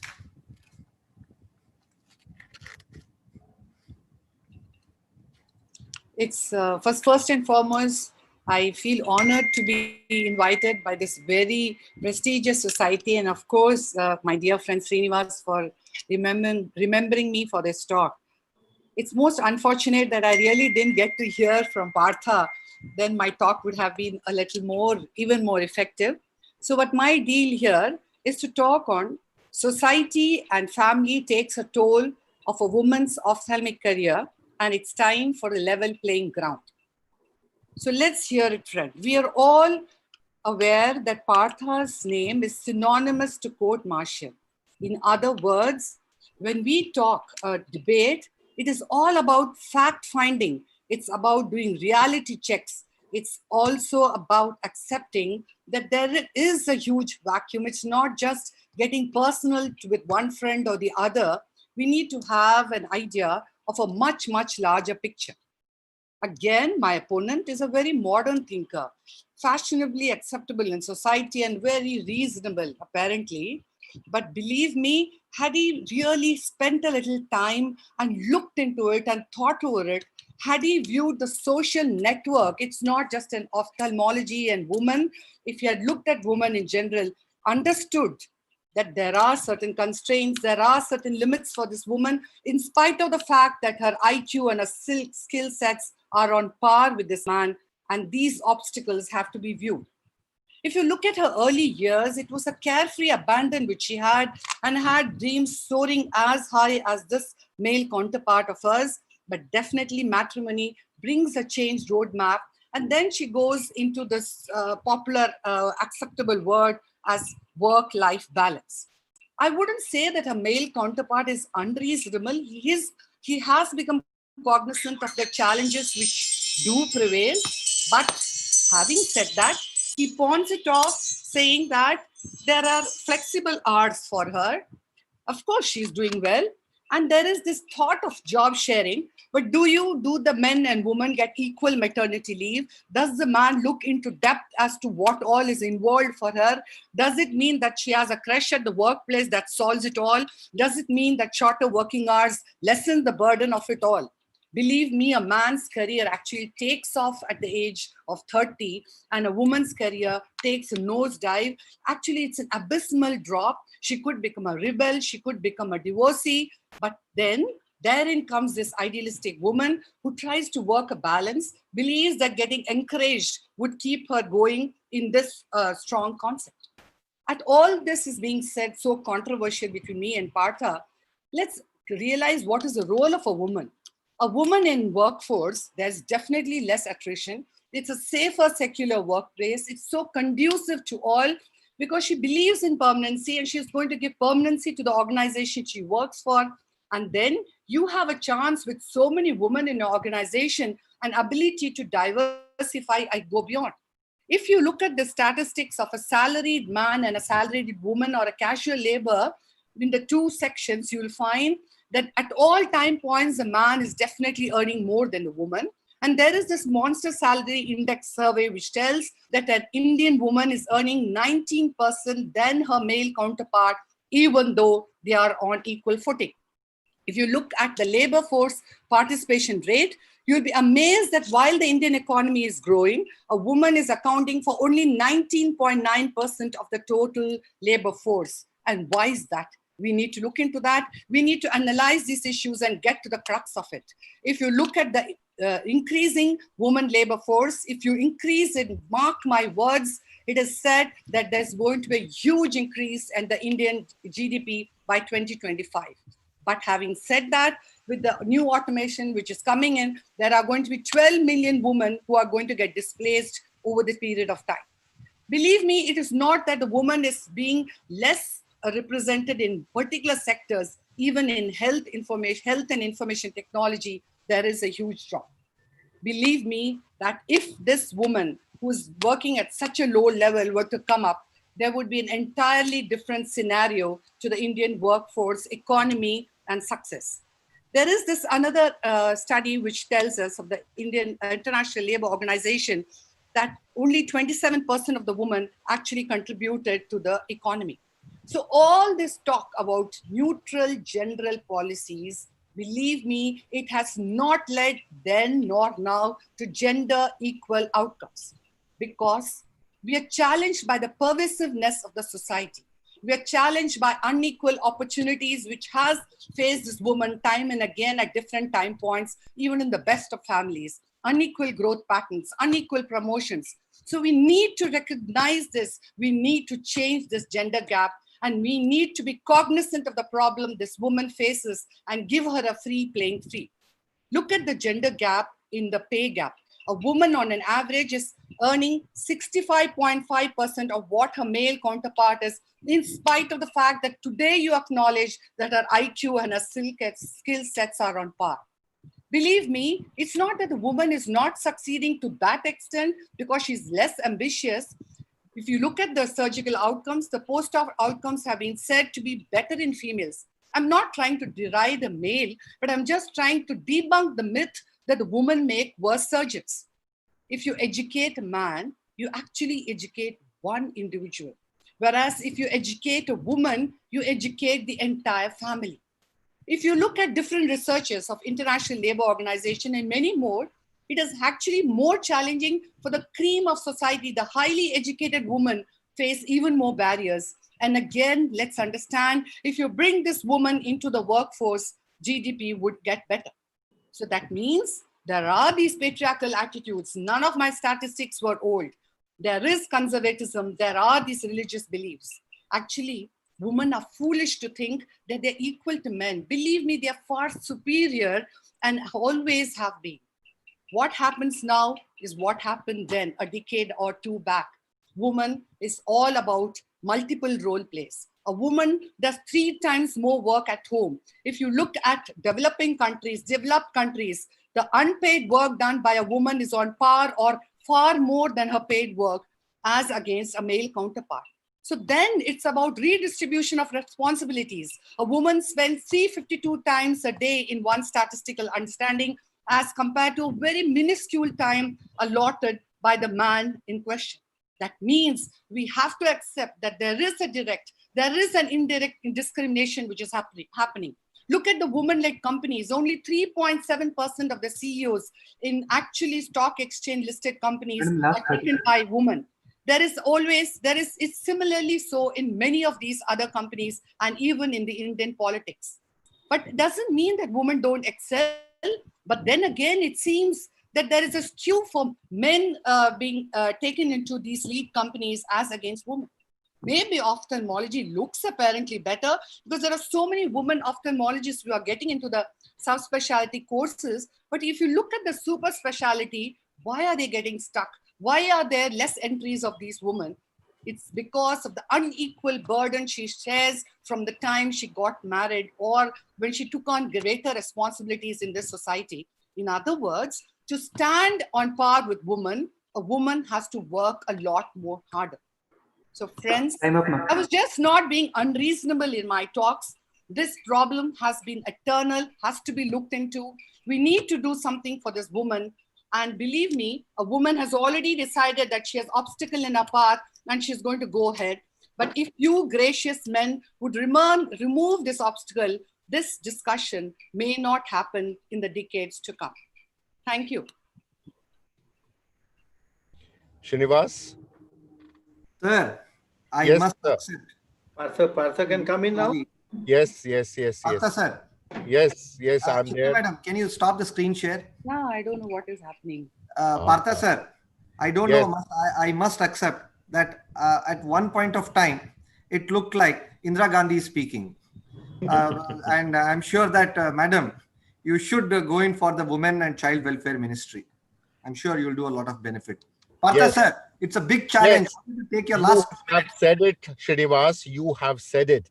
It is Chitra the eloquence, Chitra the eloquent debater, but nothing more. So let me take you back these few decades when we started our journey together, Patna Medical College.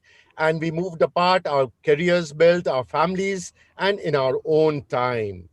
And she cooks, I also cook. She travels, I also travel, and together the length and breadth of the country together. And she became chairman ARC. I also had become chairman ARC. So where is the difference? Let me see. And yet my learned colleague feels females are not given equal opportunity in the field.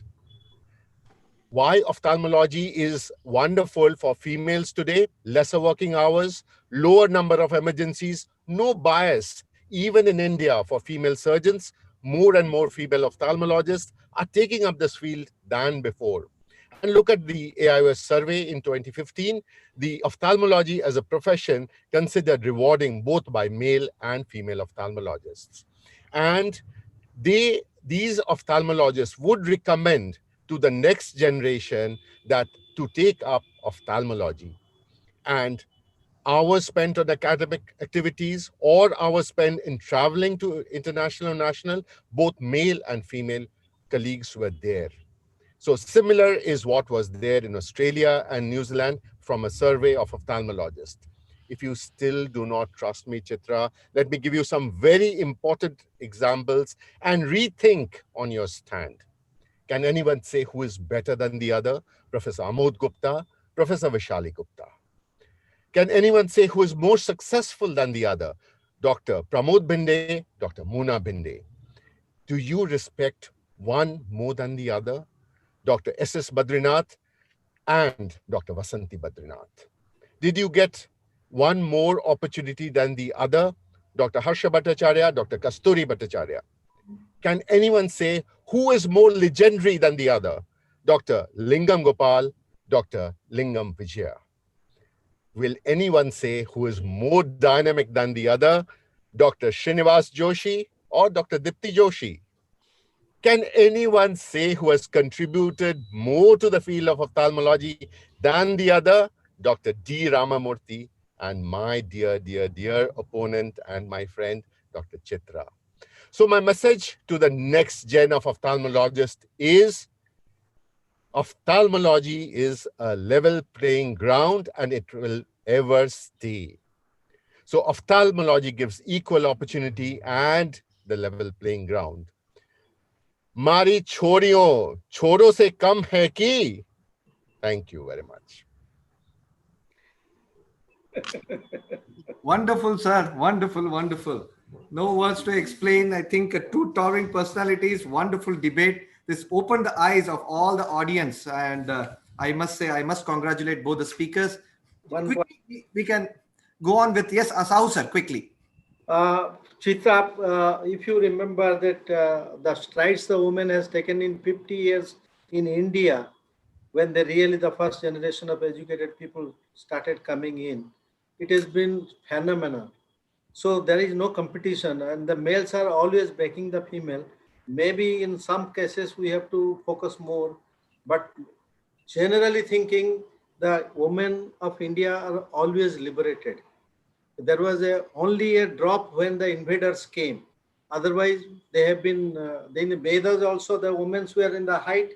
Now your Lakshmi is a, finance minister of, your Durga is a defense minister, your Saraswati is a education minister, and what is with the men? Information and broadcasting Narad Muni. So our cultural thing is that women are worshipped and kept only for short time because of our invasions and other thing. We put the burqa down, and that is why our females have been behind. Now they are releasing and they should not compete. They are contributing very well by sustaining the family, because it is not that they have been discriminated. They are civilization makers. So let us not take it a very mathematical way and keep it in a very spiritual way. That's thank you. Thank you, sir. Yeah, Pamela, quickly, and we move on to the next one. Yes, I really like both talks, but I have to agree with Dr. Chitra and also with Dr. Partha. I think the facts that Dr. Chitra presented are actually true. Here in Mexico, a lot of the chairmen and CEOs positions, you do not see a lot of women in there. They are almost all men in there. But I also think, as Dr. Partha said, ophthalmology is a great specialty for women because we have a lot of things that make it easier for us since we're the one who have to take care of the children and these kind of things.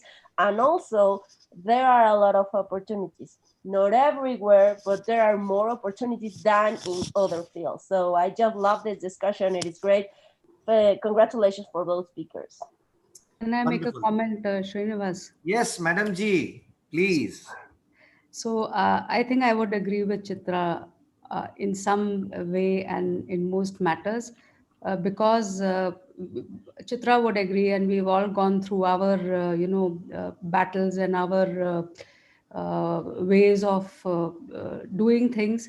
We have had to work, and I completely agree with her, not as hard but twice as hard as our male counterparts when it comes to doing anything, because it is I'm not saying it is balancing. I don't think there is anything like balance. If you try to balance, you only become mediocre, because to excel you can't balance anything. So I agree with Chitra that maybe the generation which comes now is going to have it much better than what we had.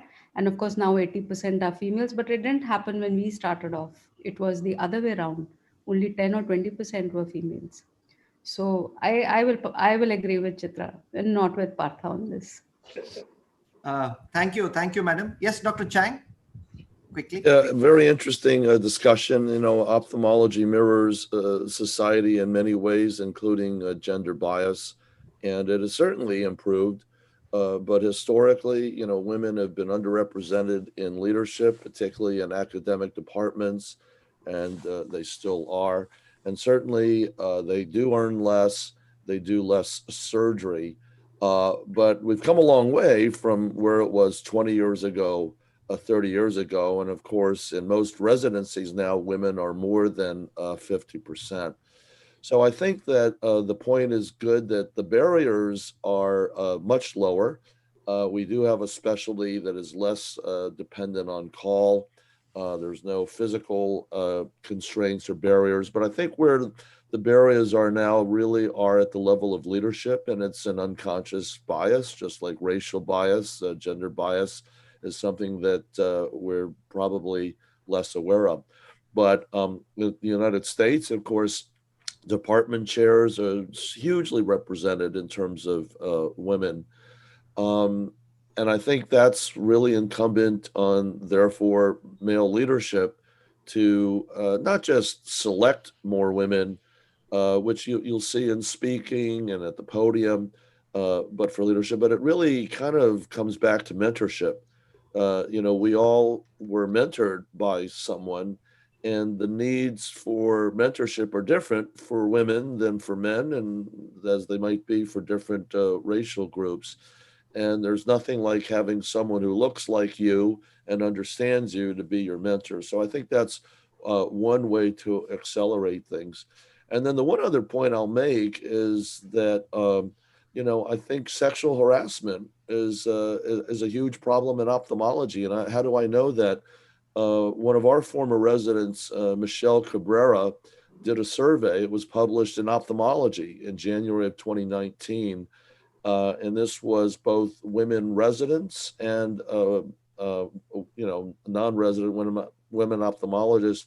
And what do you think the percentage was of women that said they had encountered sexual harassment in their career? I mean, I would think this is a fairly minor, well, it was 60%, 6 out of 10 women said that. About 50% said they had at least one instance in the last 5 years.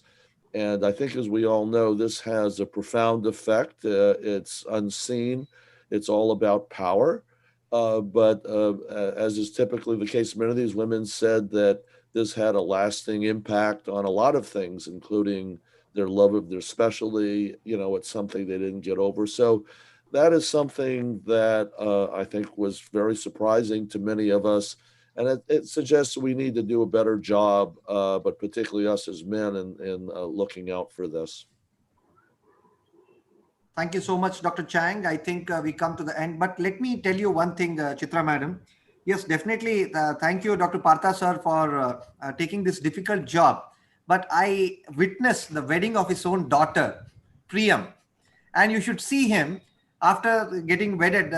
When the bidai goes on, he was so much emotional, that he has all the respect for women. But I really thank him for at least taking up the topic, because I needed someone who can speak in men in ophthalmology in this 80% of strong power, because the word woman incorporates men, right? And women are all that, and there's something really more. So it's hats off to the women in ophthalmology. You're all doing a great job. Thank you, Partha sir, for taking up this controversial topic, and you did your work elegantly. Thank you, Chitra madam. You both did a wonderful, wonderful job.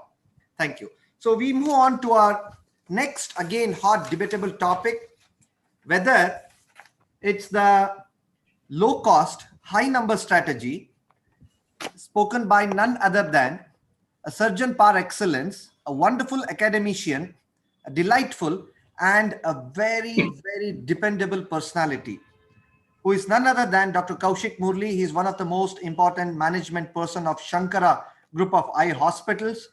Again, who would be debated against a prolific clinician, an energetic, appealing, admiring personality with a superb surgical hands. There's none other than Dr. Gaurav Luthra. He says that we need to charge premium for our own patients. So first we'll start with Dr. Kaushik. Go ahead, please.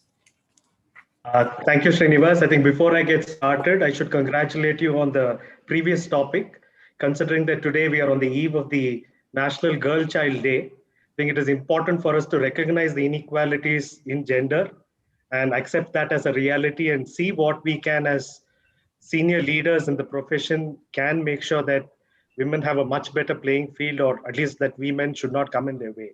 So again, kudos to you for looking at that.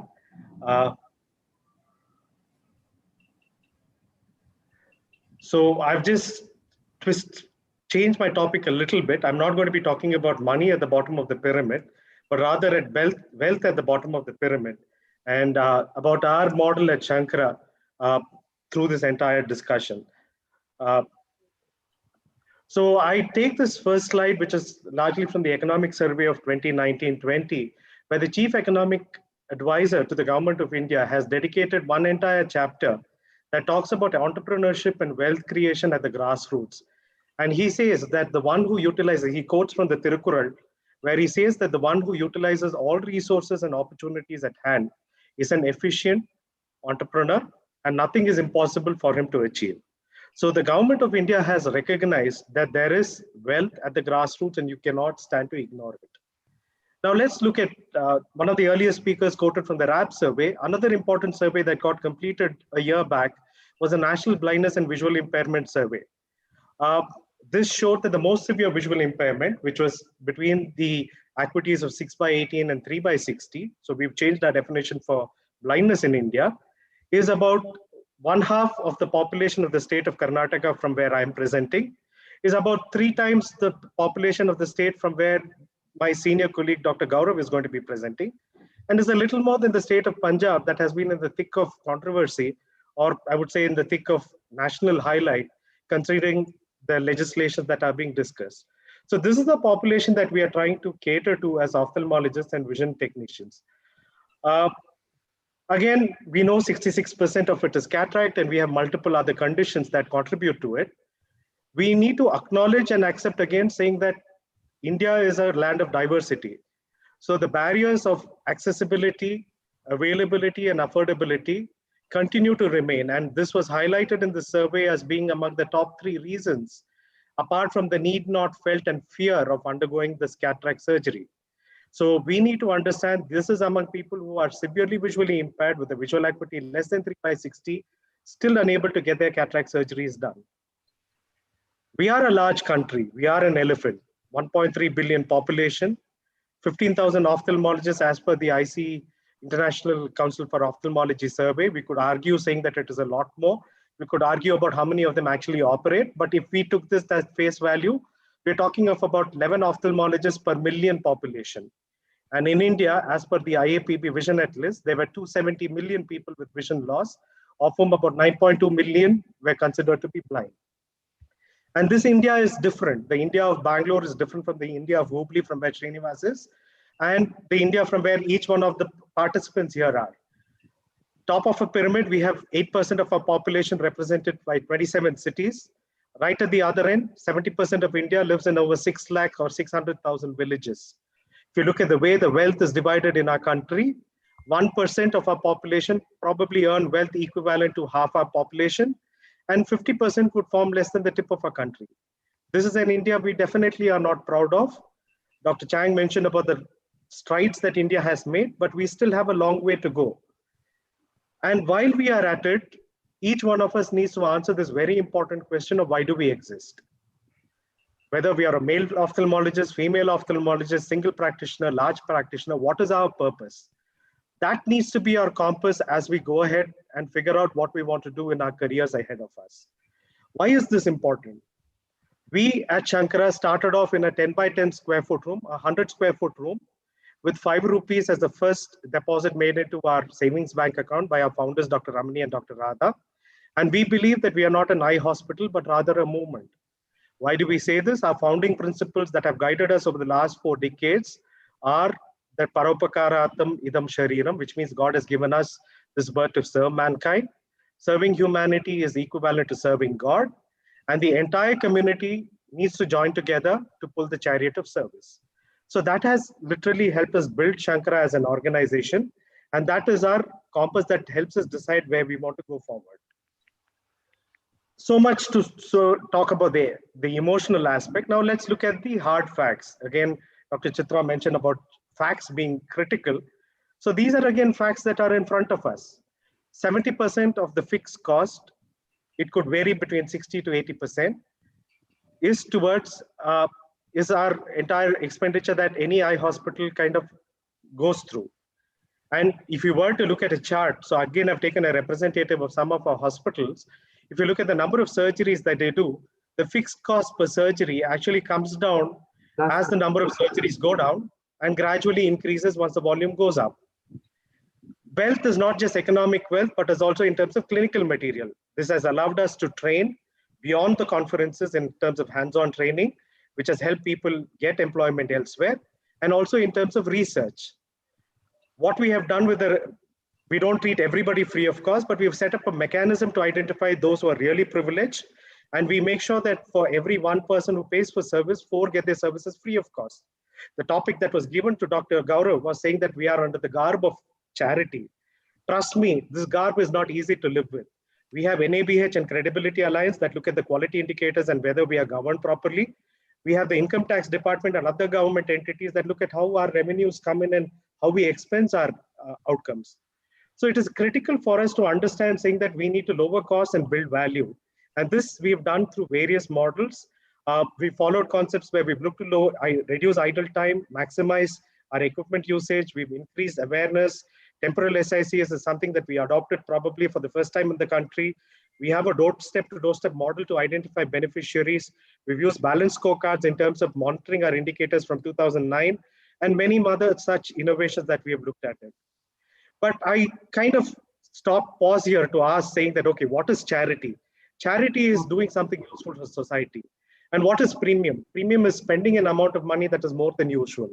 And I pause to ask you saying that, who are we creating value for?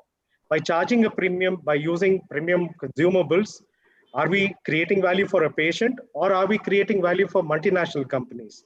That is something that we need to acknowledge and understand. While some may look at return on investment, we look at return on impact. While some look at CAGR, we look at self-sufficiency, and both are okay. Like I said, we have found our ikigai. We find our existence in this current format to be worthwhile. We're able to do what we're passionate about. We have a mission to eliminate needless blindness from India. Professionally, we get a huge volume of work to do, and we get paid almost on par with what the market pays our fellow colleagues. So I would encourage everybody here not to get carried away by premium, but find out what you want to do. We are doctors first. We are management professionals or leaders next, and we should not forget that in our endeavor. And today, as we celebrate the birth anniversary of Subhash Chandra Bose, I again use this to remind us saying that you must give if you want to get. And I wear with pride the badge that we as an organization provide world-class eye care with a social impact. And as ophthalmologists, again, let's not forget that miracles cannot cure the blind, but together we can. So thanks a lot, Srinivas, for allowing us to present on behalf of community-centered organizations such as ours. Wonderful, wonderful talk, Dr. Kaushik. Let's see what Dr. Gaurav Luthra can try to counter these points. Over to Dr. Gaurav, sir, please. Thanks, Srinivas. And let me share my screen.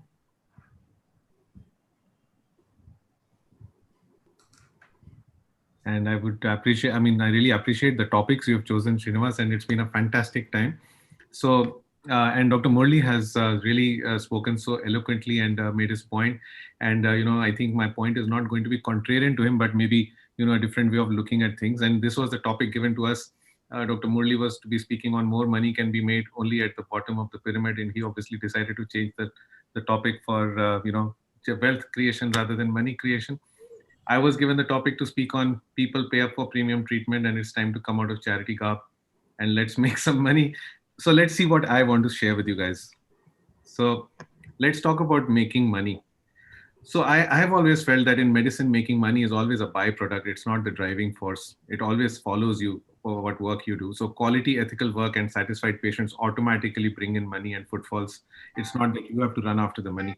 So business models could vary, but eventually it always works out like this, that money should follow you. And if you follow money, you end up going wrong in many places.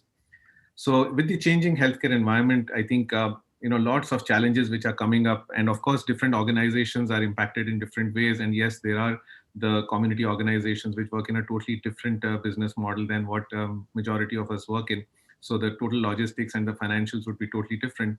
Many of us who are trying to make a living in the private sector don't have the advantages of backing up from big organizations where you could do quality work and yet be paid well for it. So with the changing environment, accreditation becoming mandatory and imposing huge costs on small establishments, which where you have to kind of meet all the government requirements, and quality conscious patients pushing you to perform better, decreasing reimbursement rates across the board, government health schemes which are forcing you to work at prices which are well below your cost price, the Ayushman, the CGHS, the ECHS, rapid technology advancements, pushing you to move towards better and better treatment modalities, and patients demanding better results, demanding 6 visual outcomes.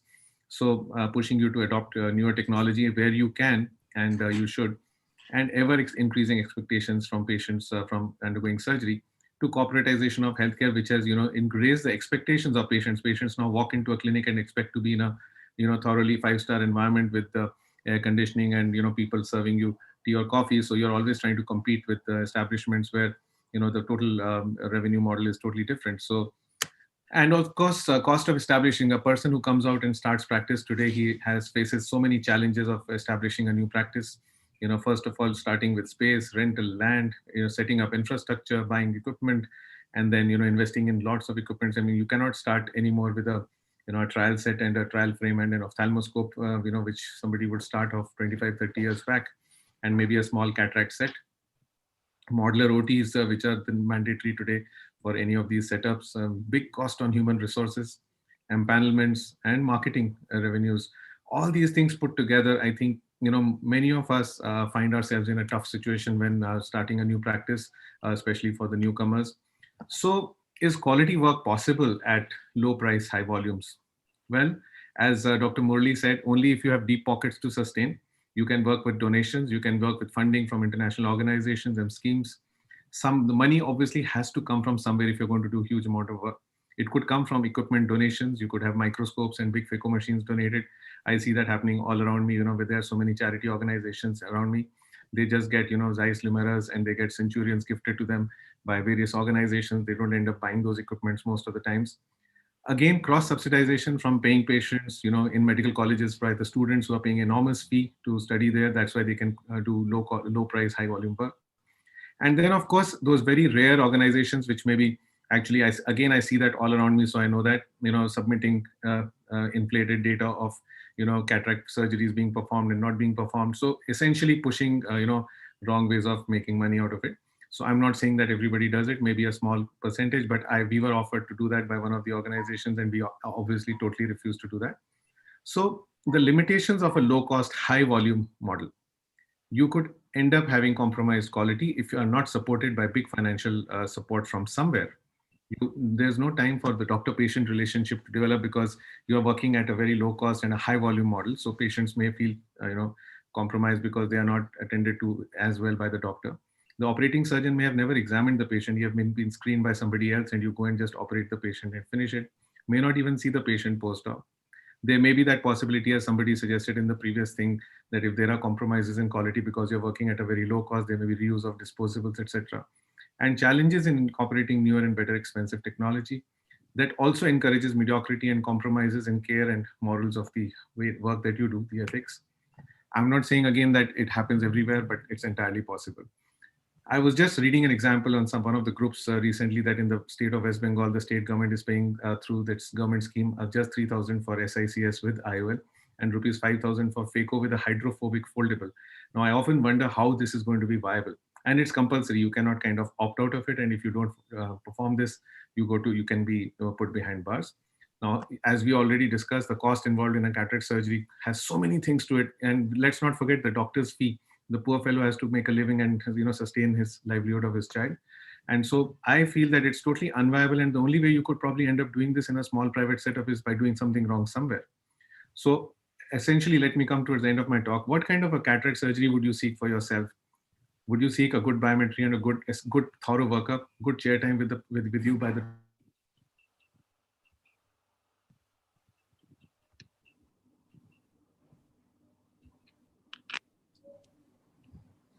Dr. Gaurav? Gaurav, sir? We have not been able to hear you. I think his network issues.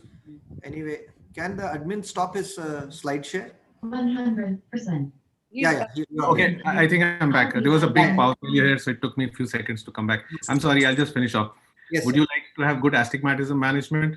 Would you like to have a good microscope, a good phaco machine for which probably protects your cornea and the doctor can see what he's doing? Quality disposables, topical anesthesia, quick rehabilitation, day one good vision, 6/6, maybe N6 unaided.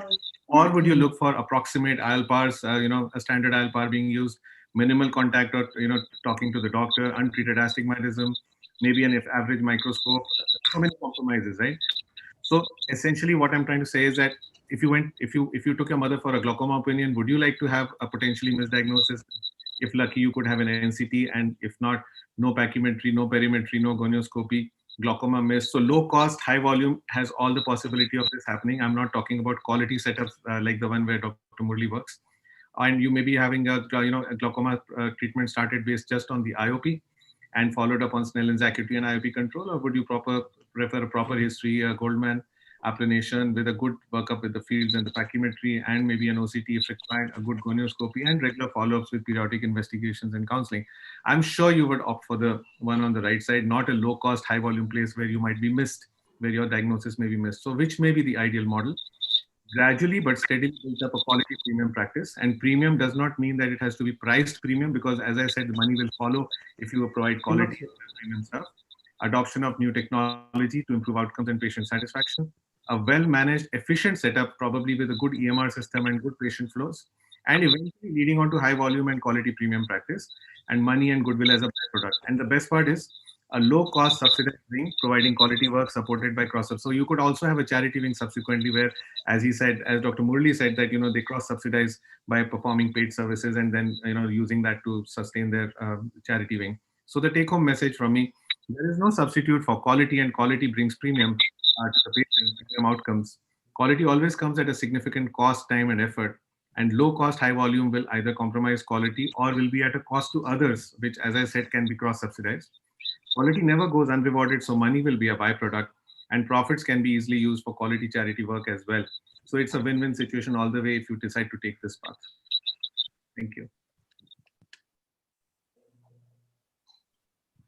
Thank you, sir. I think you made up your points really well, and you got back on the track really well. So I now open it to the panelists, Sahu sir, Dr. David Chang, Dr. Boramani.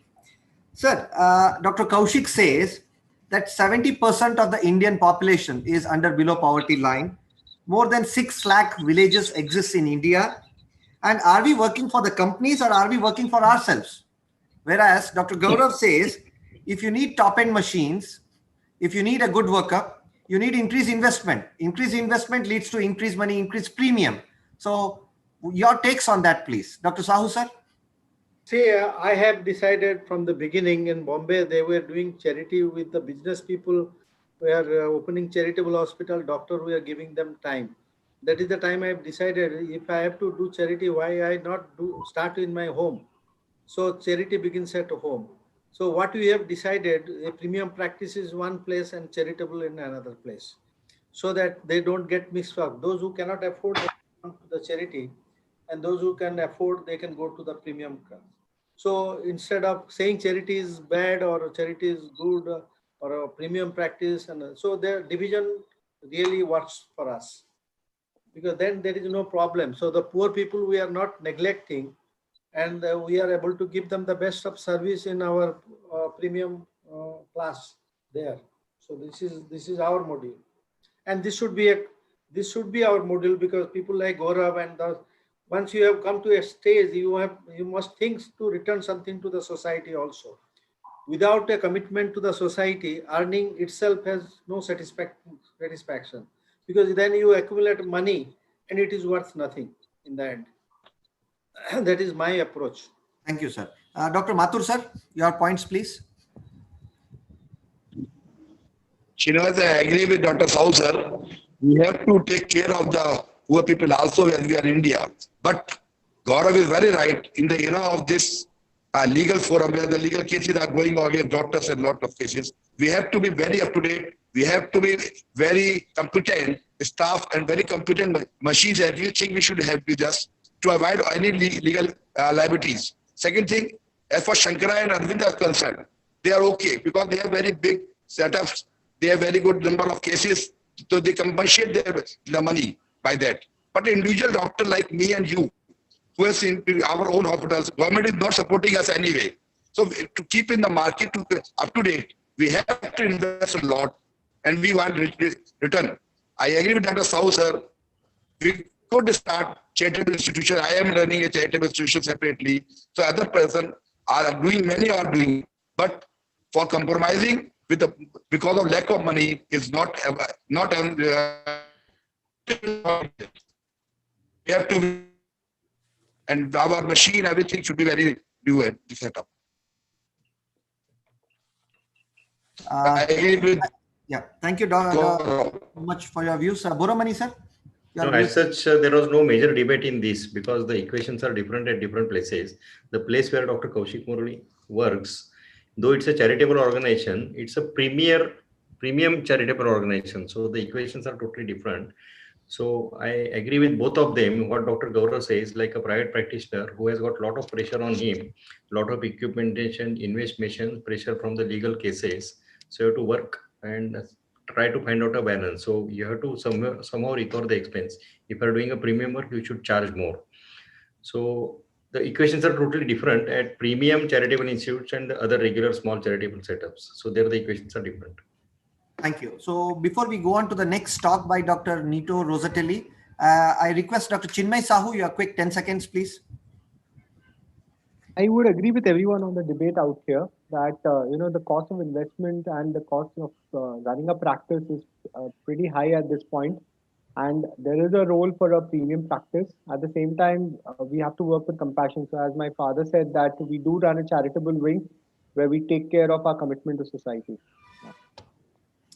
Thank you so much. Over to Dr. Jagdish. That was a wonderful talk wonderful debate from all the speakers. Now we move on to our international speakers.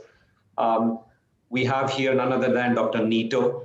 He is actually completed his residency from Brazil, and he's a cataract surgeon with the Brazilian public health system. He's going to talk about the nucleus spin, and you'll be amazed by his spin on the nucleus. It looks like a roulette. Just go ahead, and I invite Dr. Nito to go ahead with his talk.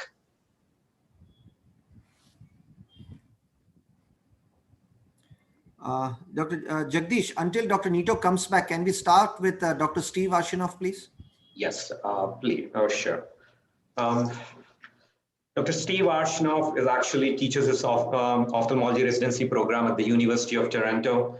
And he is working with a unique idea of this IVAN, a mobile ophthalmological unit, which was a joint venture between the Canadian National Health and the Physician Service Organization since 1972.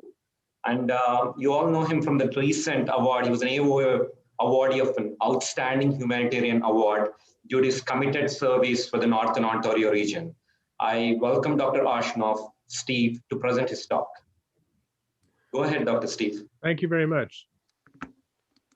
Let me just share my screen. Thank you, Dr. Steve, for accepting the invitation. Before we go on to your talk, I would like to thank Dr. Kaushik Murali and Dr. Gaurav Luthra, who did a wonderful job. Of course, each have their own perspective, but you both did well. Thank you very much for coming to be an ISM-SICS panel. Over to Dr. Steve. Okay, thank you. Can you see my screen? Yes, I hope? Yes. Okay.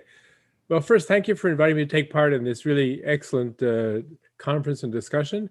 It's interesting, after I heard the Indians talk about bilateral surgery, what I'm going to add. But I guess I was the one who dragged a lot of the world, sometimes kicking and screaming, into the subject. So I guess I have to tell you my thoughts and how I look at it.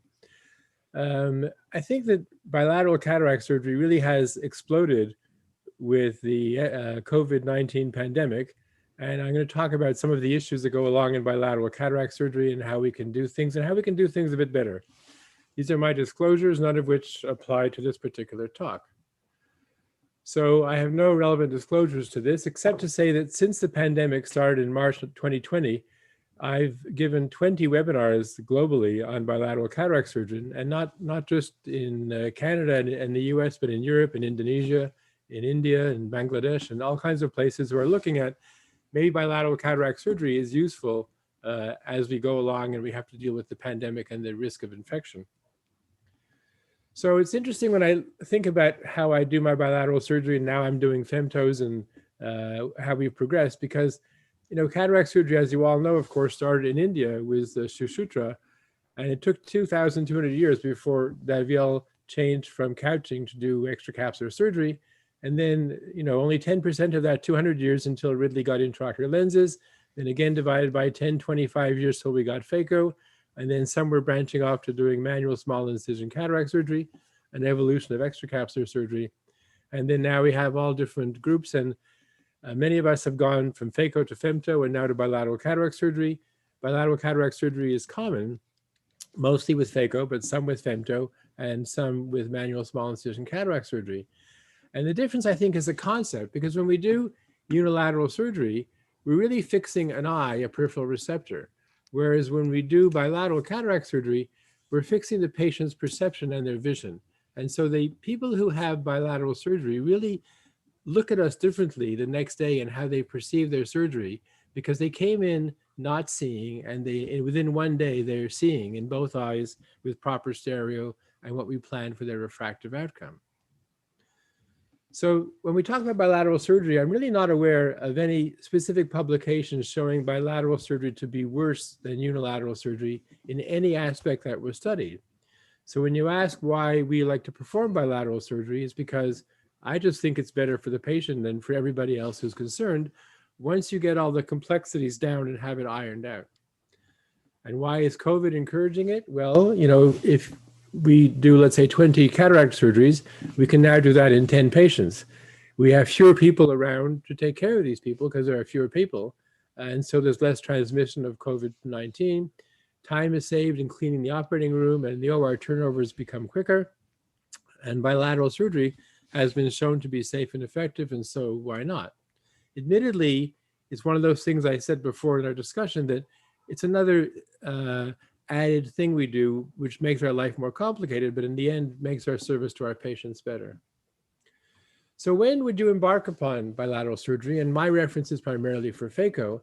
And I think it's the same for whatever type of surgery you're doing.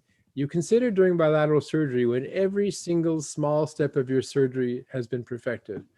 When you know how to dilate pupils, you can do it consistently, you can manage small pupils, you know which OVDs you want to use, you're familiar with multiple OVDs and how the complexities are different in dealing with each of them. You know your phaco machine or your instruments, and you're proficient in changing your settings and dealing with it. You don't have complications in doing IA, you become good at it. Your biometry is good, you choose lenses well, you don't get a lot of errors, and your implantation technique is down to where you have very few complications. I also think it's essential that when you consider bilateral surgery that you use intracameral antibiotics. You must do surgery such that your incisions routinely seal well, always, not just sometimes, and that you have excellent post-op drop and follow-up routines so that patients go through sequentially without having problems. And of course, you can't use patches if you do bilateral surgery because patients can't see if you use patches. So I'm fortunate in that the first sort of modern large-scale study on bilateral surgery was done by me with Yining Strub and Renit Yagev. And the thing that actually surprised me in doing this whole study back in 2002, when we published in 2003, was we had very, very few complications. We had actually fewer complications than we had in unilateral surgery. And I just sort of sat back and waited for the flack. And then I noticed that in the same year, Bjorn Johansson and Lund from Sweden wrote the same thing. Their study was only 1/5 the size of ours, but they also were doing bilateral cataract surgery and not having complications. And then so were the Finns, who tend not to publish their data, but if you ask them, they tell you. And then the group in the Canary Islands was actually going through a study which they gave to the government of Spain and had it approved by the whole political process of Spain, so that bilateral surgery was approved in Spain as being equally safe and effective as unilateral surgery. And so all of a sudden, there was a whole movement in different parts of the world independently to look at doing bilateral surgery. Among the talks I gave earlier this year was an interesting one that was in French. When the University of Montreal asked me to take part in this symposium, and Marie-Ève Legaré, who had come and studied in Toronto, was now the chief then, and the entire university, the entire department had converted over to doing bilateral cataract surgery. And they started off doing just a few, 6% in 2016 to 17, but we're doing over half a couple of years later. And the interesting thing was they had followed my protocols and those of the International Society, and they found their postoperative infection rate was the same as we reported in what we thought was our elite group doing bilateral cataract surgery of less than 1 in 14 or 15,000, which are the lowest infection rates reported in the world. So they were doing quite well. But if you look at manual small incision cataract surgery, you have to remember that the first person to do extracapsular surgery, Jacques Daviel in 1747, did bilateral surgery. And he did the left eye first, which I do, not for whatever reason related to him, but I just like to do always the same eye first because it decreases errors. And Jacques Daviel performed 434 extracapsular surgeries and said that he had an 88.5% perfect success rate, which is not bad for 1747, not bad even for 1947 or 1967.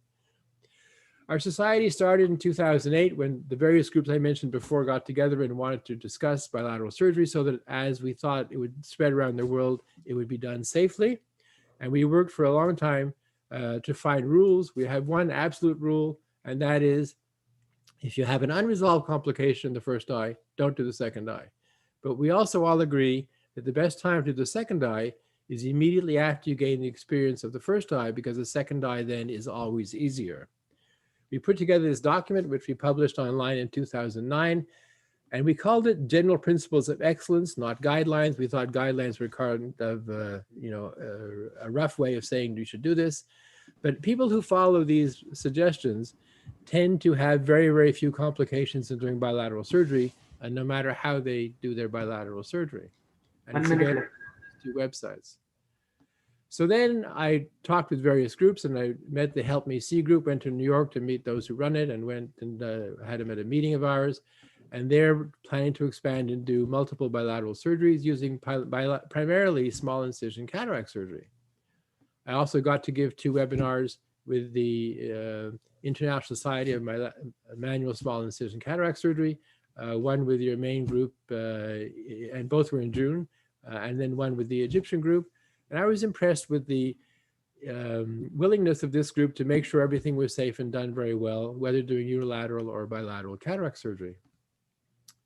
So the question is, do we have exclusions for bilateral surgery? And we do. We have, diabetic macular edema, blepharitis infections, Fuchs dystrophy, and various things that we all look at as being making the cases more complicated. But I can tell you that over the time, as you do more and more of these cases, your exclusions become reduced. So I don't do borderline corneas because I don't want the patient to have bilateral corneal edema. And if the cornea is more than 650 microns, it's high risk to do both eyes. I don't do patients that are septic, obviously, but there was a case reported with a bilateral infection before after doing someone who is septic. And I don't do posterior polar cataracts. I'll know now that I do them with the femto, they're not really a problem, but I still haven't done posterior polar cataracts that I knew were going to rupture with phaco. In terms of second eye deferrals, because of a problem in the first eye, I only had 7 in 10,000 eyes over 20 years. And so that's not really an issue anymore because it's very, very rare, and it's just very unusual patients. The last one I had was the person who was unhealthy and basically became unresponsive starting his first surgery because of his hepatic failure. And so we just deferred his second eye. In terms of IOL exchanges, because of refractive errors, I've had none since we've used the IOL master for more or less 20 years. And then we began to do them as femtos. And Laurent Lalonde told us that we should try doing femto, femto, phaco, phaco, rather than femto, phaco, femto, phaco. We've been doing that for a few years with no complications. And we found that actually the femto is extremely helpful for dense cataracts, for white cataracts, for moderate to severe pseudoexfoliation, for fibrotic capsules, myotonic dystrophy, you have very peculiar elastic capsules, and for posterior polar cataracts. So we're finding femto is not just to make more money, but there are some people in whom it makes the surgery much simpler and it goes much better, especially for bilateral cataract surgery. I like to push the fact that we must use antibiotics, and we gave this talk. I gave this talk at the ASCRS the last time we had one in person in 2019, and our group won an award, which was very nice. It was fun to give a talk. But the point is, can we conclude it, sir? Yes, I'll finish in a short time. Antibiotics work, and we should use them. Then I think we should not use patches. This is my drops that I use routinely post-op, and it works. And I start the drops an hour post-op. The patients do very well, and it costs very little in terms of Canadian money because, you know, we have more money than other countries, perhaps. It works very well. So in summary, the rationale behind bilateral surgery is we fix the visual system, not one peripheral receptor. It's better for the patient, it's better for the family, it's better for society, and better for the insurer. And due to COVID-19 cleaning requirements, everyone now is more interested in doing bilateral cataract surgery because it makes your operating room run more smoothly and exposes the patient to less risk. So in summary, bilateral surgery is currently increasing rapidly around the world, spurred on by COVID-19. If you're going to do it, please follow our general principles of excellence because it does decrease your risk in doing the surgery. The main reasons to oppose bilateral surgery turned out not to be verifiable. The risk of bilateral simultaneous infection occurs only if you don't follow our principles. And the need to adjust the second eye, IOL power, doesn't actually occur if you use modern biometry. And the real issue in many cases is money. And COVID-19 is allowing us to do what we thought for a long time is best for the patient, but it was one extra thing. And that's how I see it. Thank you very much. Thank you, Dr. Steve. That was a wonderful talk. We'll come back. We have a lot of questions coming up. We'll come back for that. In the meantime, Dr. Nito, could you go ahead with your talk, please?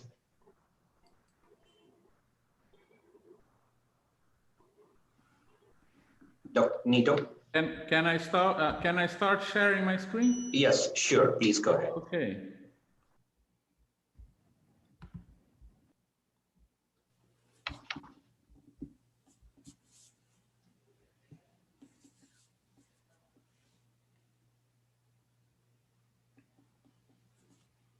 Hello, my friends. It is a great pleasure and honor to be here with you today. And I would like to thank Dr. Amulya Sahu for the kind invitation. Can you increase the sound a bit, sir? I'm going to present here a technique that I developed some 10 years ago that is of immense help in my surgical practice, the nucleus spin. What is the nucleus spin? It's a fast and repetitive nucleus rotation. That's the reason I named it the spin, in both clockwise and counterclockwise directions. The spin is performed after hydrodissection, and it's not that small and simple nucleus rotation intended only to free the nucleus. The purpose of the spin is cortex release, which is achieved because the nucleus rotations drag epinucleus and cortex along, detaching them from the capsular bed. But why cortex release? Why is it so important? Cortex management is an essential step. All cortex must be removed during surgery.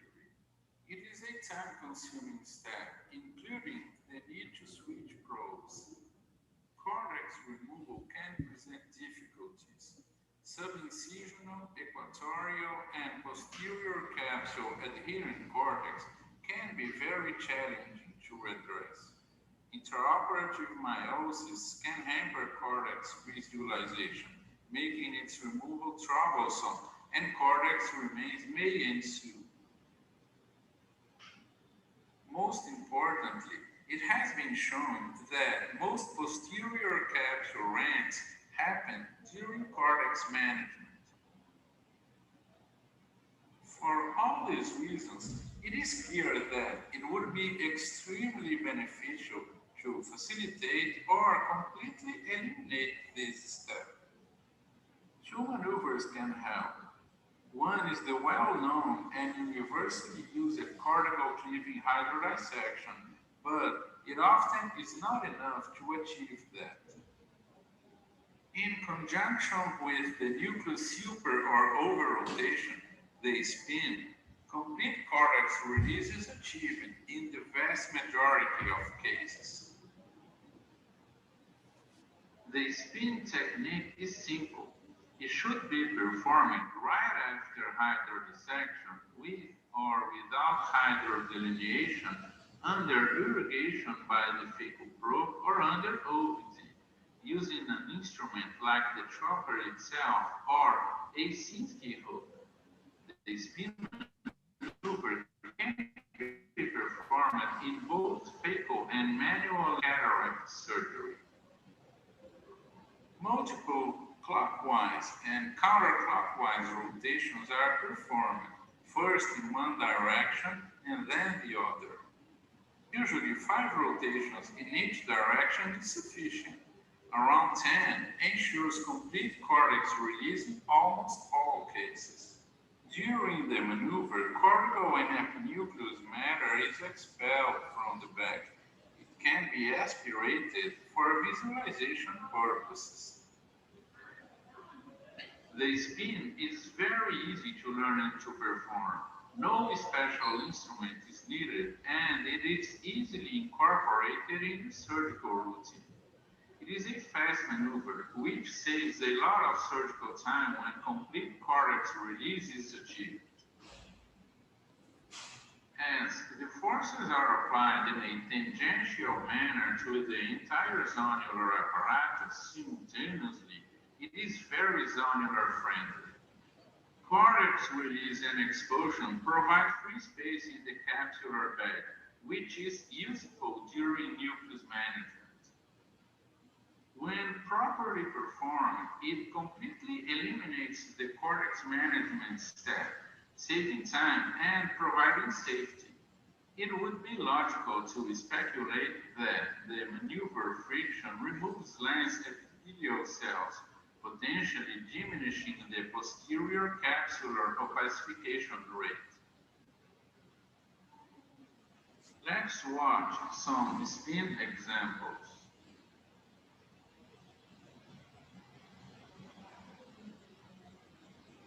As you can see, first clockwise rotations and then counterclockwise ones.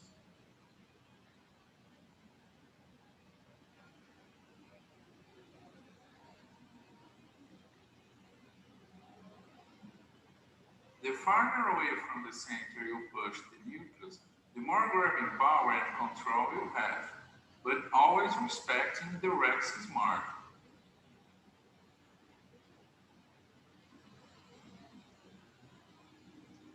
All grades of cataract can benefit from this spin.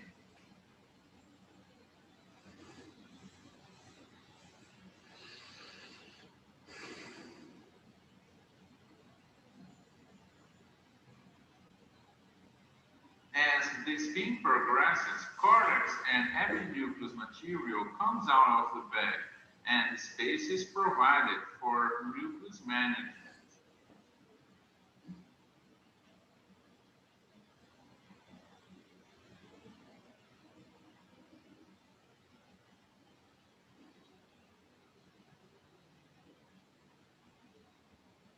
Gentle back and forth movements can be employed until nucleus is free. Then, nucleus rotations follow, 10 in each direction in this case. Nucleus management is done with your preferred technique. And most of the times, after nucleus management, no cortex is still present. Great.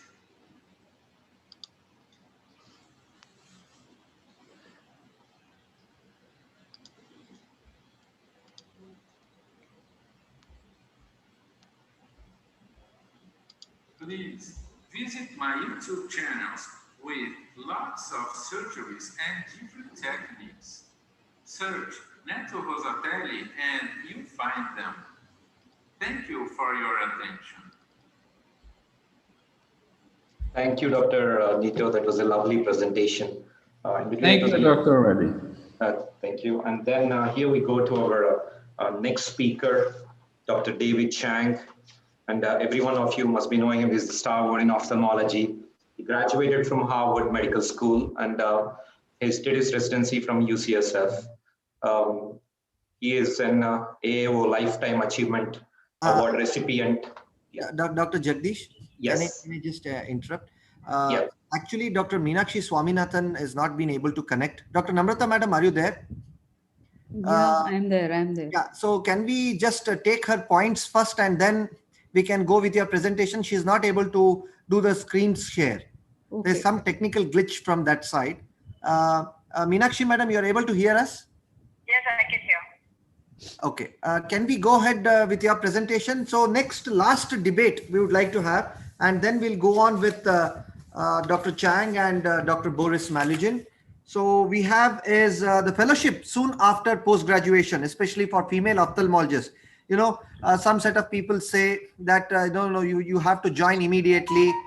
The family can definitely wait versus there's some members say, no, you first have to have family and then take up ophthalmology. So that's the kind of, again, a very hot debate topic. So with that, we have two very eminent speakers, the ever young dynamic personality, a prolific leader who is none other than a secretary of AIOS, an amazing surgeon and a role model for the budding ophthalmologist.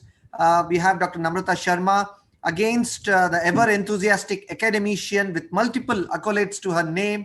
And she's already on vacation with the family. And that itself shows that how family is important, which Dr. Namrata madam picked up when we both were discussing about this topic, that she's already a family person. So she's an inspiring personality and a brilliant pediatric ophthalmologist. So first, shall we go ahead with Dr. Meenakshi Swaminathan madam, please, if you permit, Dr. Namrata madam? Yeah, sure. Okay. Meenakshi madam, you can speak little loudly and you can go ahead. Okay, can you hear me now? Dr. Jagdish, you are able to hear? We can hear. Yeah. Yeah, go ahead, madam.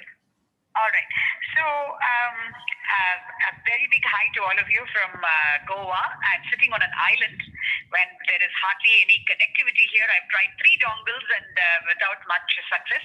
So I'm sorry I'm doing the debate over the phone, but I'll try to make my points very clear.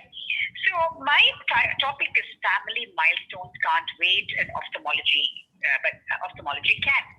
So of course you're going to ask the first question, why not do both together? What is this question of waiting? Why don't we compare the two challenges? On one hand, we have the pregnancy and motherhood. On the other hand, we have residency and fellowship. Pregnancy and motherhood may be fraught with medical complications of pregnancy, exposure to the pathogens in the hospital, and you may end up needing a cesarean section. You need time for baby bonding and breastfeeding, and some of us also have to deal with postpartum depression. Whereas if you look at residency and fellowship, it's not without its own challenges. Long hours on your feet, and you have to be on call, and you may have to go out on eye donation call. And also many hours of studying maybe involve longer duration in the OR, and both assisting and performing surgeries. There also peer group comparison and lack of support is not unusual in many of the programs for both fellowship and residency. Of course, there are many studies from around the world. Some reports say that the culture of medicine may be contributing to miscarriages among female physicians who are hesitant to even talk about these things to their program director or to their colleague. So I know there are people who say, you know what, it's okay, go ahead, let me give you maternity leave. But you know, the waters of maternity leave are really murky. 2018, the Medical Council of India said, you know what, we're giving 26 weeks for PG degree female resident doctors. This applies to everyone. And then the national board first said, yes, and jumped on the bandwagon. Soon, many corporate hospitals put the pressure on the national board. Now national board has slowly withdrawn that offer and said, you know what, you have to do an extension even if you give a maternity leave. All that is well for fellowships in private hospitals. Really, there are no rules. So it's quite a nightmare trying to do both a fellowship and get pregnant at the same time. There are many blogs around the world which also talk about that the pressure of having a baby during residency or fellowship can even strain the strongest relationship. So really, what are the perks of having family first? Usually, having the family first and then deciding you want to do a fellowship. The spouse usually settles financially by then. In India, the fellow's parents and in-laws, who are often still young, can take care of kids. And then you can go on and do your fellowship. You may be able to afford childcare if you want to have a babysitter. So give yourself a break. Don't have a baby during your fellowship or residency. That is even bigger reason for you to first have your family, finish off your family. Endometriosis. 25 million Indian women suffer from endometriosis. Then this important risk factor is delayed pregnancy and conception. So does endometriosis cause infertility? Of course it does. 30 to 50% of women with endometriosis may experience infertility. I will share with you very quickly personal experience as a resident. I finished MS from PGI at 28 and then underwent a long treatment for infertility due to endometriosis, and then had children during my American residency and 5 weeks of maternity leave. That's all after a cesarean section, and I had to run back to my residency. I sometimes feel I hardly even knew what happened to my kids in those 2 years. But my experience as a program director, I found many fellows and post-EO candidates who have taken a break to have a family and then come and join. They are usually very exemplary. They value time. They are more mature. They know all about work-life balance. They work harder because there is more at stake. All these myths and fears of loss of surgical competence, attrition in knowledge, availability for calls may not be there because they may run away citing kids, distraction from kids, and maybe they'll take more leave. All these are unfounded fears and myths. So my final slide actually showed a woman having multiple roles and multiple hands and avatars, including holding an ophthalmoscope, saying she will be a super mom, she will also be a super fellow, and she will be a superwoman. So that's all I have to say. So go ahead and have your children, and then ophthalmology can, be waiting for you to come and grab the bull by its horn. And thank you so much. Thank you for this unusual way I had to present my debate, and I wait to hear my worthy opponent, Dr. Namrata. Thank you so much, Srinivas. This was fantastic. Thank you. Thank you, madam. Your points very well taken. Let's hear from another bandwagon. Madam says that no. First, finish your PG fellowship and everything, and then go in for family. Open to Dr. Namrata, madam, please.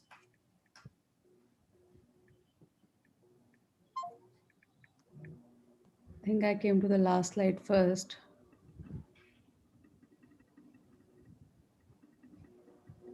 Sorry about this. So this is about post-graduation, and after post-graduation, there is an eternal question as to what to do. I think this is an open and a closed debate. I mean, there is no doubt whether it's a male or it's a female or it's a it's this boy like this, he is going to go in for a fellowship, so why not all the girls? So it's, for me, there is no debate at all. It's a open and a closed case. So I can just stop here, because I do not believe that there is any debate about this at all.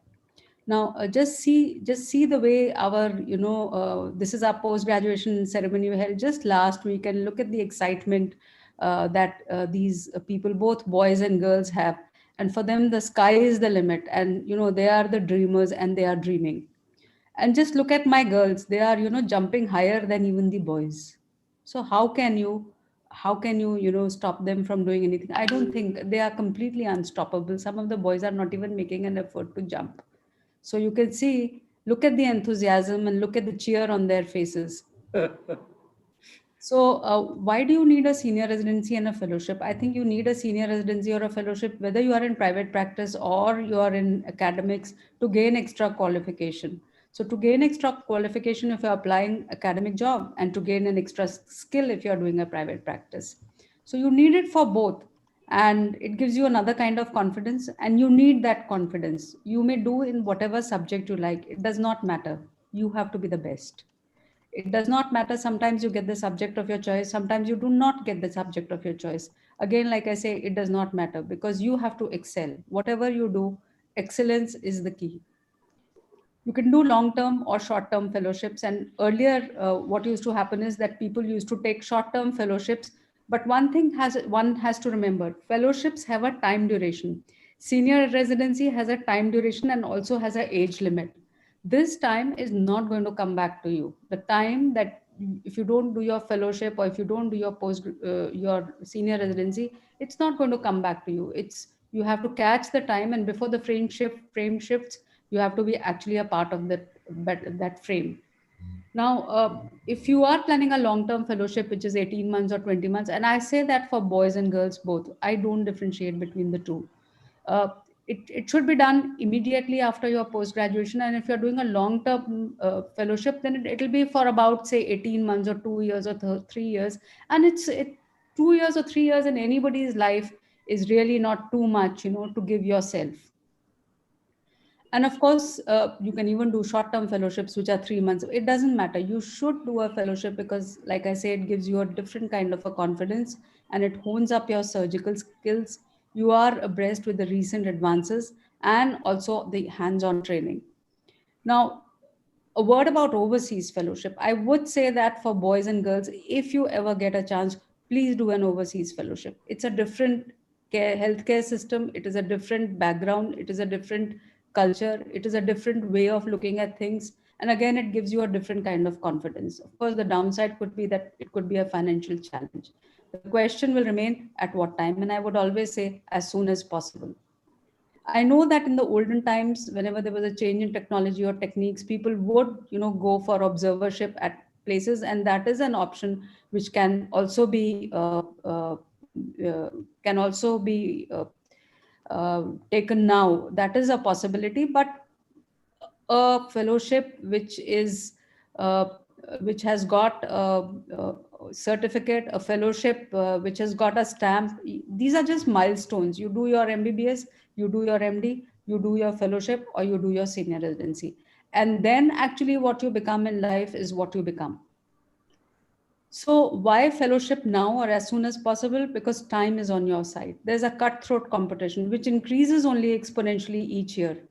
And your career clock is ticking. Unfortunately, your career clock for that fellowship or for that senior residency is only 2 to 3 years, or gives you a window of only 4 years. But your biological clock is longer. You have about 10-15 years. So the clock which is ticking shorter should be, should those milestones should be finished first. So, like I said before, catch the before it frame before it actually moves out, and you have to make your own space. And whatever you may say, it is the survival of the fittest. I said earlier, I say this now, and I always maintain. I used to get earlier talks on balancing personal and professional life, and I always used to think, where is the balance? There is no balance. Balance is an illusion, and it leads to mediocrity for boys and girls both. It's not only about girls, or it's not only about boys. Your focus has to be sequential. It has to be event based. You have to focus at all fronts, but it may not be simultaneous. You need not try to hold both the fronts together at the same time. Do your fellowship first, and then you can always focus on more intricate parts of your family. And of course, one has to strive for excellence, and that is the bottom line.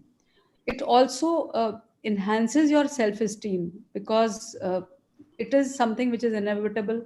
Even if you are looking at the domestic front, in your subconscious mind you will feel guilty about not giving yourself time. It will be there like a mental load on your mind, and it is important that you don't take the back step so early. There are multiple roles, and when the time comes, we are capable of managing these multiple roles, but that can happen at a later date also. So one should not be jack of all trades and master of none. And like I said, sequentially, one should plan one's life and one's career and one's family. And I know that it is possible. The family supported you first, you ask them for the support again. If they've supported you for so many years, they will support you for 2 to 3 years as well. Now, it does hamper learning if you do fellowship at a later date, because a student lifestyle, a learning mindset is different when your age catches up on you. And again, for long periods for academic, you may not be able to travel abroad at a later date. Now, if you look at this whole uh, chart, this is from 10 20 10 20 20 to 30 30 40 50 50 60 and 70 years. This is going to be your active life. Now, what are we asking for? We are asking for just this red window when you finished your post graduation at 23 years and you have to do your fellowship. So it's hardly 3 to 4 years that we are actually asking for. We are not asking for much. And what happens after this age when your children actually go to other to their own careers to settle, and then you would realize that if you did not work in this red zone, you have nothing to do here. So it is best. So it is best to work in this zone so that your entire life is taken care of. And my worthy opponent herself has done 2 fellowships, not only in India but also abroad. So I will not say much about it. And look at this again. What has this half of the postgraduates done, not to do a fellowship or a senior residency, as opposed to this half who are definitely going to do a senior residency or fellowship? I think all of them are equal, and I'm sure it is possible with mutual understanding. It is possible to do it. Like I said earlier, the support of the family is very important, and you have to ask them for an extended support for 2 to 3 years, so that they support you and they help you to to to do your fellowship or your senior residency, whatever you want after your post graduation. Wonderful, madam. Wonderful. Thank you very much. And I would like to ask Dr. Chang, Dr. Boris, Dr. Sahu, and Dr. Nito to quickly chip in. So there are 2 sets. Dr. Meenakshi Swaminathan says endometriosis, in vitro fertilization is increasing, maternity leave versus are we doing justice to the kids when we have kids while doing the residency or fellowship? Versus Namrata madam rightly said, no teaching experience if there is no job not much of job opportunities. Dreaming big is very, very important. As our dear president, Dr. Abdul Kalam, also says that dream is not which you see while sleep. Dream is something which does not let you sleep. So madam says that students, the female postgraduates, also should dream and dream big. Very valid point. 2 to 3 years of fellowship should not matter. Overseas fellowship will definitely broaden your horizon. As I did my fellowship in Toronto, myself and Dr. Deepthi, we both did it. Definitely, it's a kind of feather on the cap. And madam says that career clock is ticking, whereas biologic clock can wait. Now, the debate is open. Yes, Dr. Chang, what do you say? A few words about it? Not exactly my area of expertise, but I enjoyed listening to both sides. I think this is such an individual decision, but it does point out the conflict. By the time you go through all of your training or subspecialty, for most women, they're already at 30.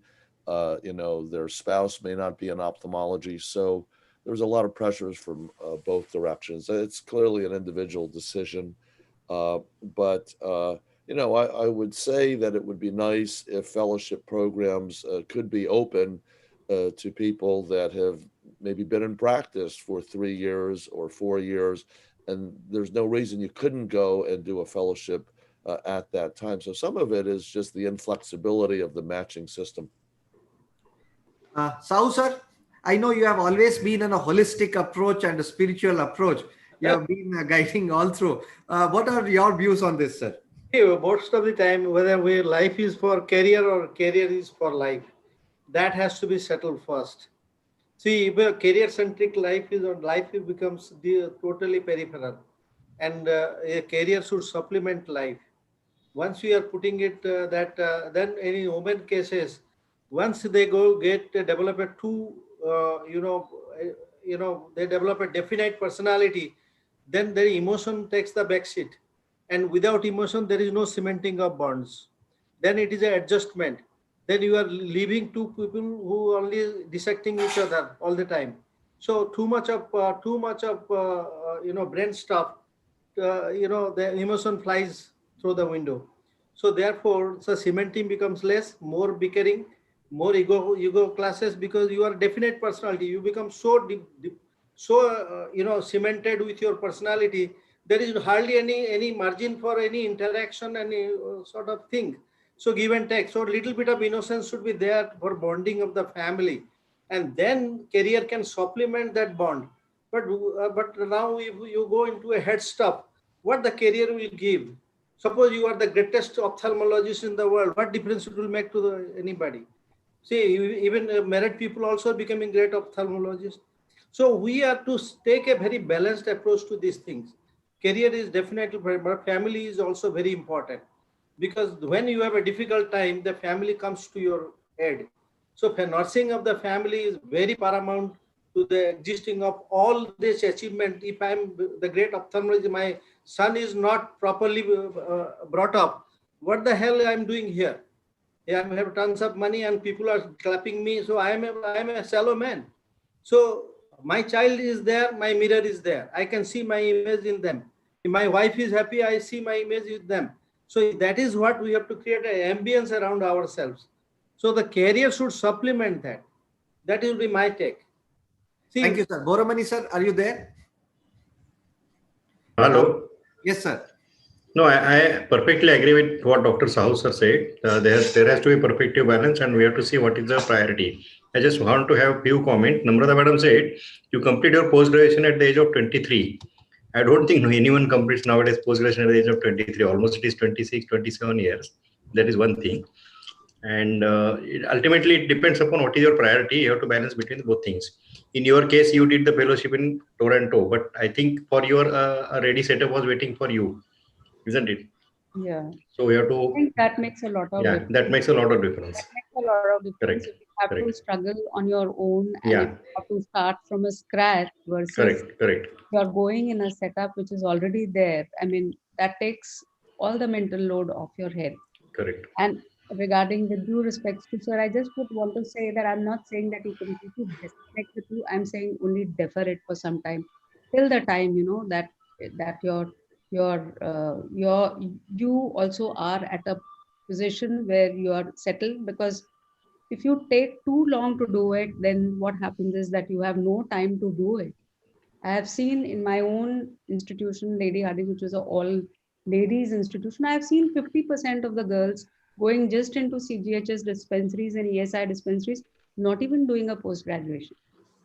So I'm not saying that because of the family, which is good, because that is what their priority was at that time. But at the same time, you should not have a escapist attitude saying that, I was looking after my family, so I didn't take up a career. So sometimes they go into that escapism. I think these sentiments will be better understood by the female counterparts, if I may say so, because and if you want to do it, I mean, it's all about happiness. If you're happy doing nothing, if you're happy just sitting back, it's fine. I mean, that's your level of happiness, and you're happy about it. So I think you should do what you are happy about, and if you think that you have to do something, then I think you have to work towards it and plan accordingly. It's all about planning.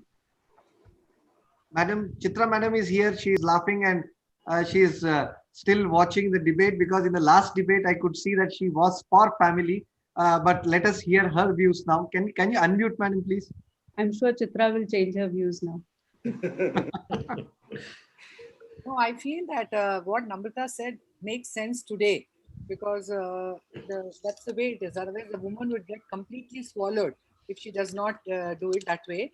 Probably what Dr. Chang said also makes sense, but I somehow don't see it happening in our country, that you give it a long gap and you can get back to doing fellowship. That fellowship will just become a dream.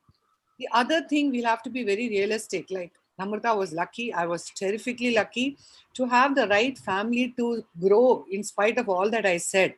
It does not happen in all the families, and it is unfortunate. One of the person has to take an upper lead, one person has to earn and get money home, and one person has to take care of the child if the family support system is not there. So I think these are good debates. This will give energy to the younger generation to do the right and the wrong and be justified, but we cannot generalize on this. I totally agree with Chitra madam, because the purpose of the debate is to explore the issues and it's not just to end them. There's a famous quote by Joseph Joubert. He says that it is better to debate a question without settling it than to settle a question without debating it. So I think both of you did a wonderful job, madam. Thank you, Namrata madam. Thank you, Dr. Meenakshi. Thank you, Chitra madam, for chipping in up. Thank you, panelists, for giving it. It was really a wonderful debate session. So quickly, we'll move on to our next speaker, over to Dr. Jagdish Reddy. We are all very keenly waiting to hear from Dr. Chang and Dr. Boris Malijan. Welcome, Dr. Chang. As I was introducing Dr. Chang, he has finished from his residency in medicine from some of the finest schools in the United States. He's a recipient of AO Lifetime Award and AO Humanitarian Award. In the recent years, in 2020, he received the Arvind Venkateswamy Award too. He's the editor of the iWorld magazine, which is a leading journal. And he's... It takes close to 20. Yes, sir. He's also an author of the Phaco Chop and Phaco Techniques books and a mastery in refractive IOLs. Without further ado, I would ask Dr. David Chang to get onto his topic, rescue, when and how to convert from Phaco. Welcome, Dr. Chang. Well, thank you very much. I decided to speak about when I think we can use manual small incision, particularly in the US, and that's to rescue cases with phaco. So this first case that I'll show is, a hyper mature cataract. But what I encounter here as I initiate the rexus is a lot of phacodenesis, movement of the lens. And this is just a rock hard lens. And so as I see how much movement is here, I have to make a decision. Is it really worth doing phaco? So I'm going to convert here with this much zonulopathy. And so let's just see what the points are. I have to create a can opener so we don't have any constraint with the CCC, even though it's fairly large. And I like to abandon my temporal clear corneal incision and move superiorly, which I've done here. You can do this under topical, but you can also supplement with a subtenons injection. And typically, we would do an extra cap at the posterior limbus after doing some cautery, taking down the conj, and then I'll extend this. And I can do by manual expression or a lens loop at this point, because I don't actually have a zonular dialysis or a PC rupture. So by avoiding the temporal clear corneal incision, I'm going to get a cleaner incision. Here's the just simple bimanual expression. And I think that even though we'll end up with a larger incision, we don't have vitreous loss, and we specifically preserve a lot more of this patient's corneal endothelium. But with a large incision in this situation, I have to temporarily close. We've got the iris prolapse. We'll have to remove the cortex. And eventually I'll put in a three-piece PC IOL. And for many of these cases now, what we end up using is just our foldable lens and not folded. There's not much cortex here. And then here goes the lens. So, these patients presenting with such dense cataracts are, either there may be other issues with their eye. They're not really premium refractive lens patients. This, to my mind, is more preferable than having to do a vitrectomy and also the prolonged recovery of the cornea. So this next case, I actually decided to abort because I've had iris prolapse temporally. You can see I put a subincisional retractor, and as I move it, there's some zonulopathy. The pupil is coming down. It is, again, a very dense case. So if you're comfortable with manual extra cap, I think we can make a decision at this point. This is the critical time to decide. And yes, I might have been able to get away with phaco for sure. But if you were posterior capsule rupture with that type of case is 1 in 20. That's a 5% posterior capsule rupture rate, and that would be considered high under normal circumstances. So for the M6, I draw the straight line, and then we have to use a beveled crescent blade to undermine. But because we're doing this early, this is not easy to do if the eye is soft. You don't do this if you've already got started phaco and you've got a zonular dialysis or a posterior capsule rupture. So you need a firm eye. But in this case, because I'm converting, I've already done the CCC, but I don't like the circumstances. You can abort, you can convert, and then your M6 in this case becomes a rescue procedure.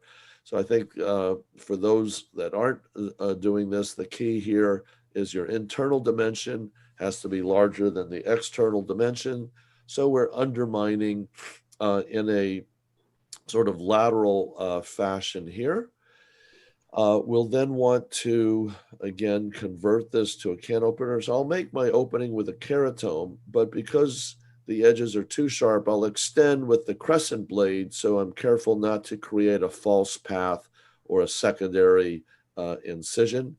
And you can see here that it's angled so that the internal dimension is higher. Again, I've abandoned the temporal clear corneal incision, which will be self-sealing and which will close on its own.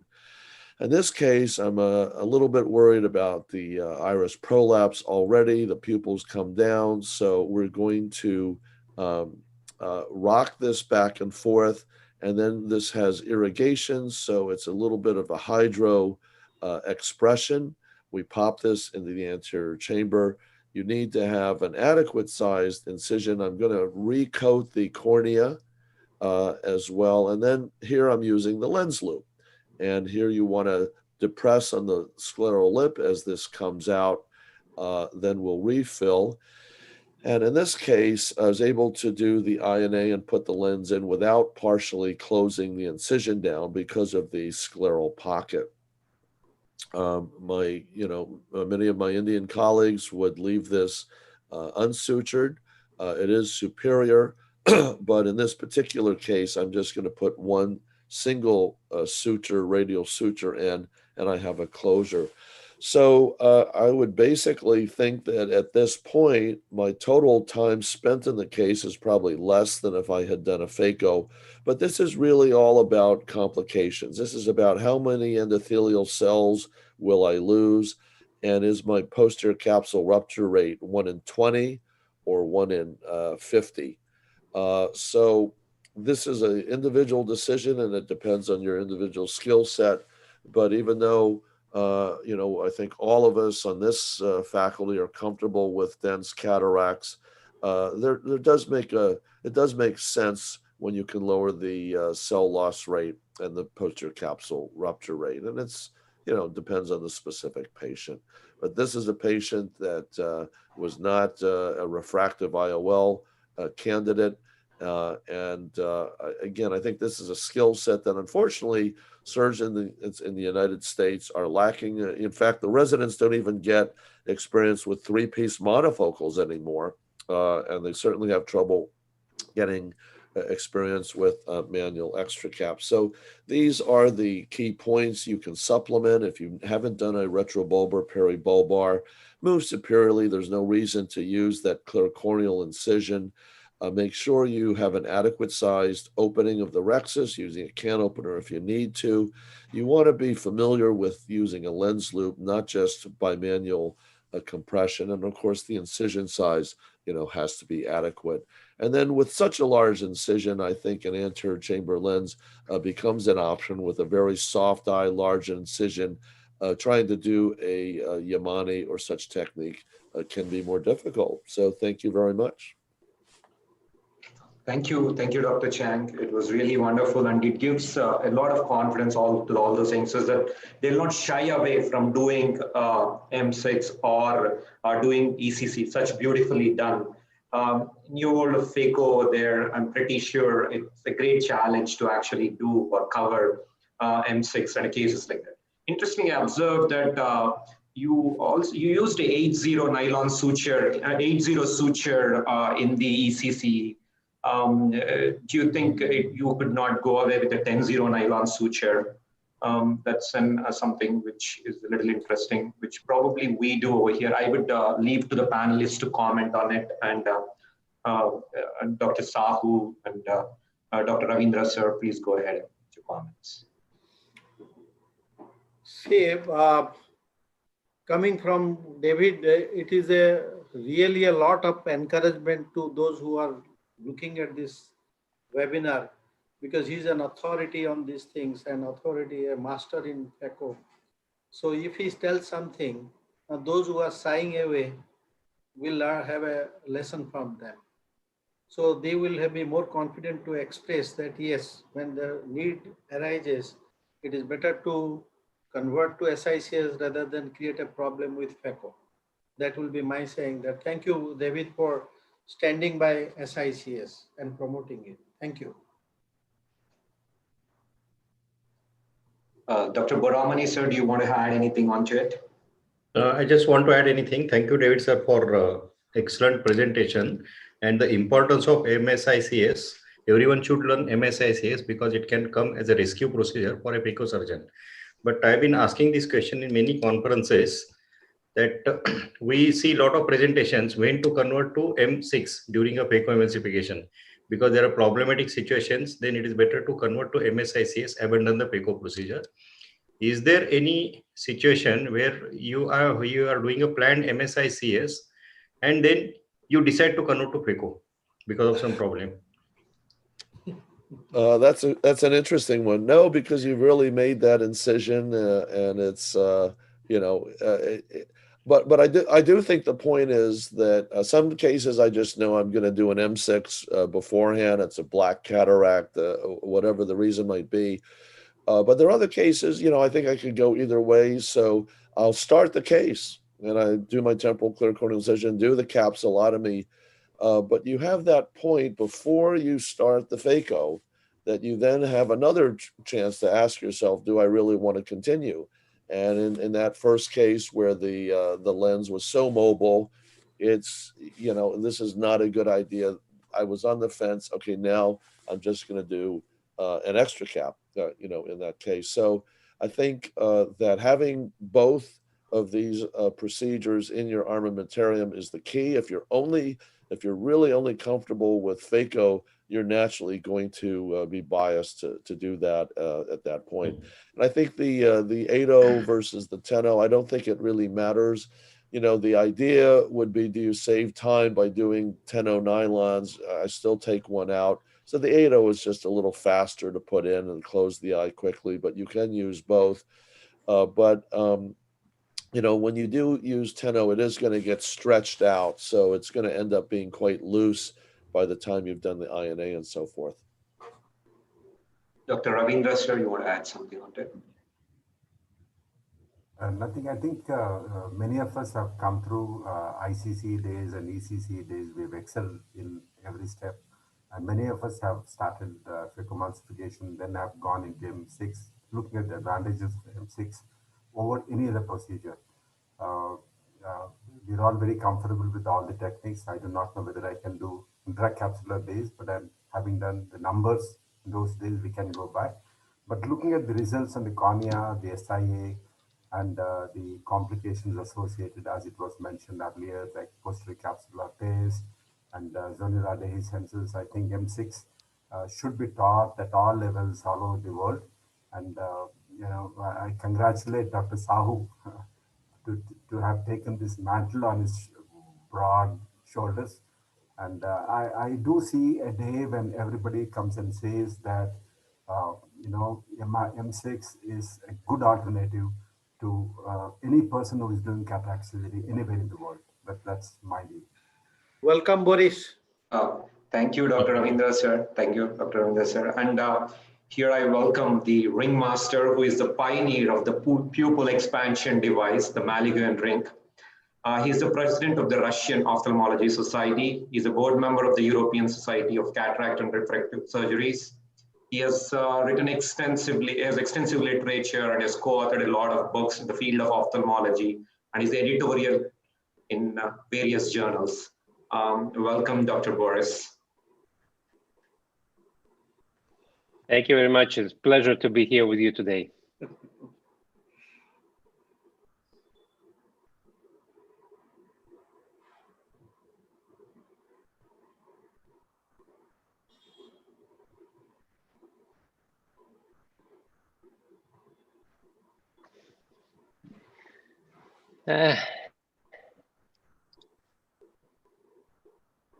I can't hear. Is there a sound there? Yes, we can hear you. Okay, good. Because I cannot hear that.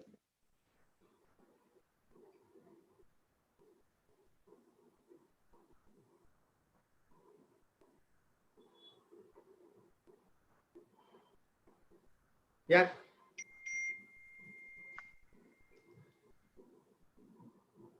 We can hear you, but I think your is not working. Looks the like. voiceover is not coming. Dr. Boris, you can make the commentary. I see. So you can talk. Maybe then we should probably stop at that moment. And I suggest to reload it as a talk that I will present from my computer. I think it will be better like that. Sorry, is the problem there is no voice? Yes, Dr. Jagdish. Yeah, sorry for that. Otherwise, let Dr. Jagdish show the video and let Dr. Boris talk. That also is possible. Yes. So I can. Right now, sir. Right now. Dear colleagues, is it okay, it's sir? my great pleasure to discuss Yeah. with you Sorry for today that. different techniques that I used for patients with lens subluxations and ectopias. The main surgical goals in these patients are to preserve capsular bag for IOL fixation and to provide stable IOL position in the long term postoperative. There are several devices that can help us to stabilize the capsular bag during surgery, such as capsular hooks. There are many useful devices that can be sutured to the sclera and provide long-term capsular bag stabilization. Capsular tension rings of various types are among the most popular. They can be utilized in the variety of clinical conditions from relatively mild to very severe zonular instability. Malugin modified CTR is having an eyelet that is moved to the very tip of the device. That make it much easier to implant into the eye with the help of the injector. Over the years, my preferred suture was 9-0 polypropylene. However, quite recently, Gore-Tex was also introduced into my clinical practice. With polypropylene, having both ends of one suture attached to the same needle, forming the loop, it is quite easy to use the co-hitch type of suture attachment to the eyelet of the CTR. After exiting the eye, the suture is fixed to the sclera with zigzag technique proposed by Peter Schurman. L-shaped incision of the conjunctiva is made, and the needle is passed parallel to the limbus 4 or 5 times. Here is the clinical case of the patient having Marfan syndrome. As shown here, capsulotomy is initiated with their microforceps. Following that, the capsular bag was stabilized with the special capsular hooks introduced through the opening in the anterior capsule, as shown here. And this is a very useful device because the tip of the capsular hooks rests at the equator of the capsular bag and does not cause a lot of stress on the edge of the anterior capsular axis. Following by aspiration of the relatively soft cortical material,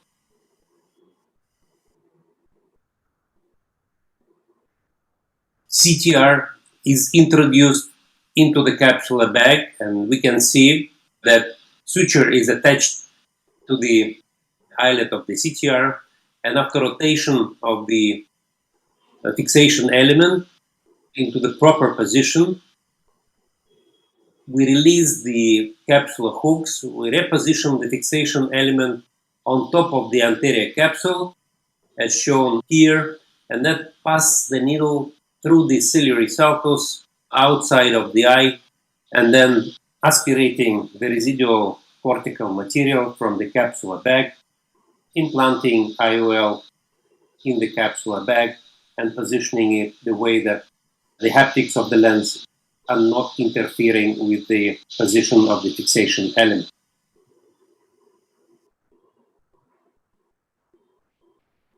Certain anatomical considerations should be kept in mind when utilizing the Z suture.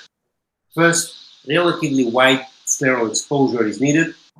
And second, there is not enough space for the suture when the needle exits close to the rectus muscle. Over the years, this technique showed us the stability of the implant and the reliability of the clinical results. And you can see with the blue arrows the location of the CTR in the capsular bag and also the intrascleral path of the suture. We performed this technique with a great success. However, 2 years ago, the patient came back to us after 5 years following implantation of the CTR and suturing it to the sclera. And you can see here that the IOL is dislocated. The suture is located under the conjunctiva, and during the surgical procedure, when we inspected the area of the suture, we observed that there is a suture break that happened over these years. This patient needed refixation of the capsular bag with another suture, and this problem was resolved.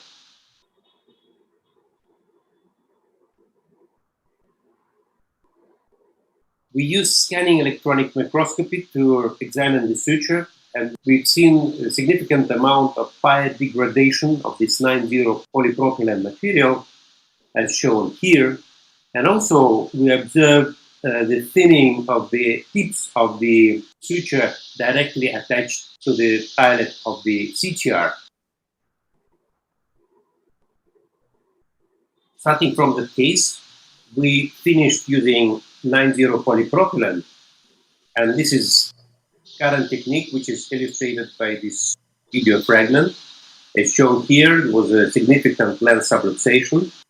Now, phaco emulsification is being performed with the help of the capsular hooks that are supporting the capsular bag, and you can see here that the lens is quite stable.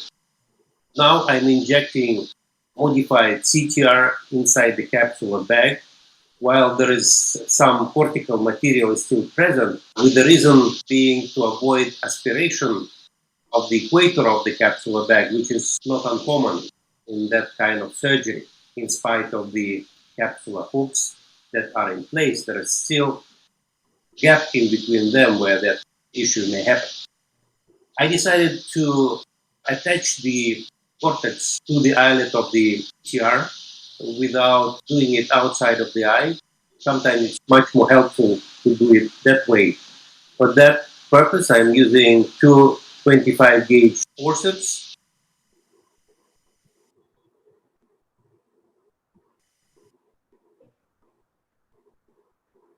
Bent 25 gauge needle will be used to introduce the suture through the ciliary sulcus and go out of the eye through the sclera. As shown here, this is one tip of that suture that is passed through the sclera, and I will be using the same needle to pass the second portion of that suture and again go out from the eye in the area adjacent to the first exit.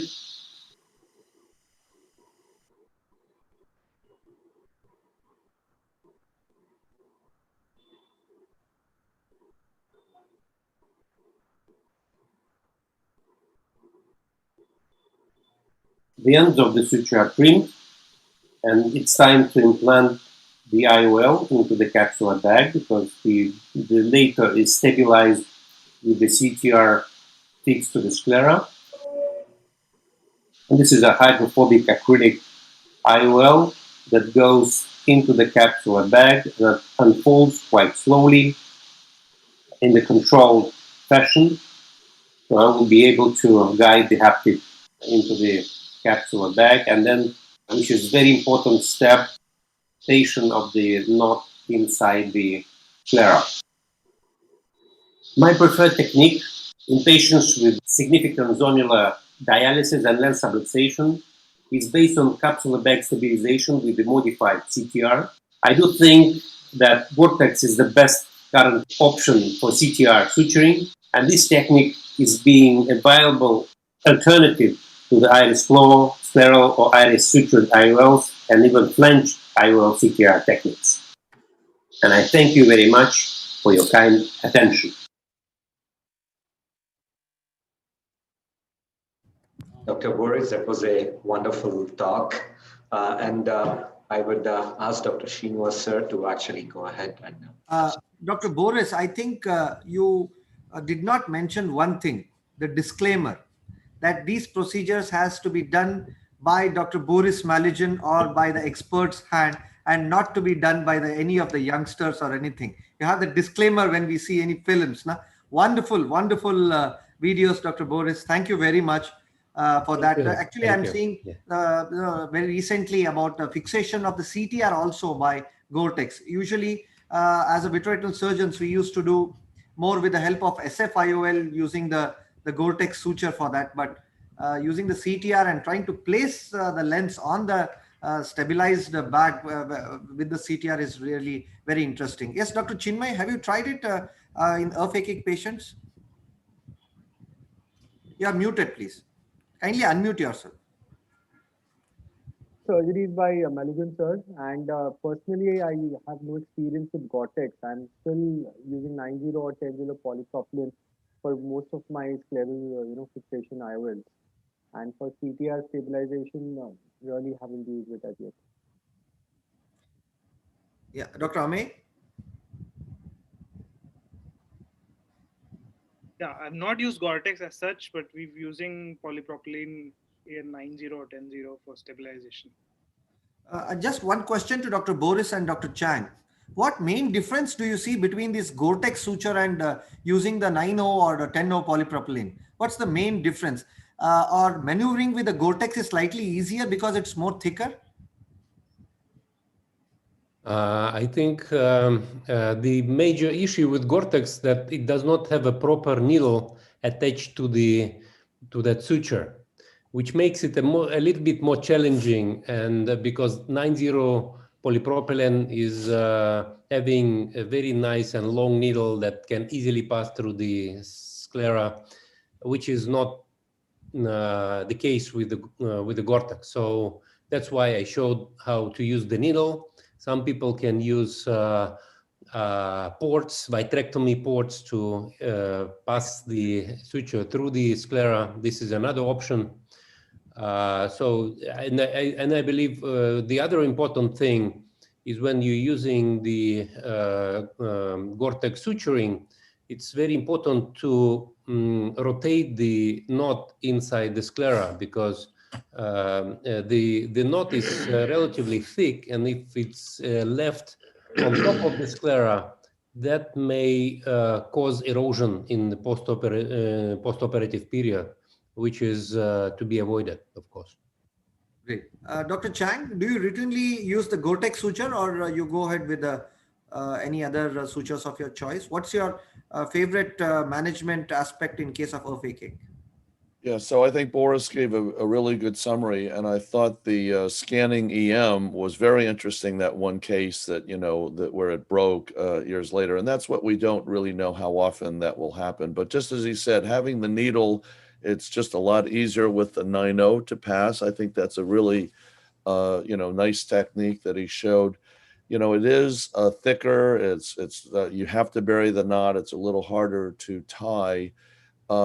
The other option that I think is emerging is Dr. Canabrava from Brazil is, using the 4.0 proline and then using his flange technique. So I think that shows a lot of promise in terms of something that is long-term, where you don't have the knot to bury.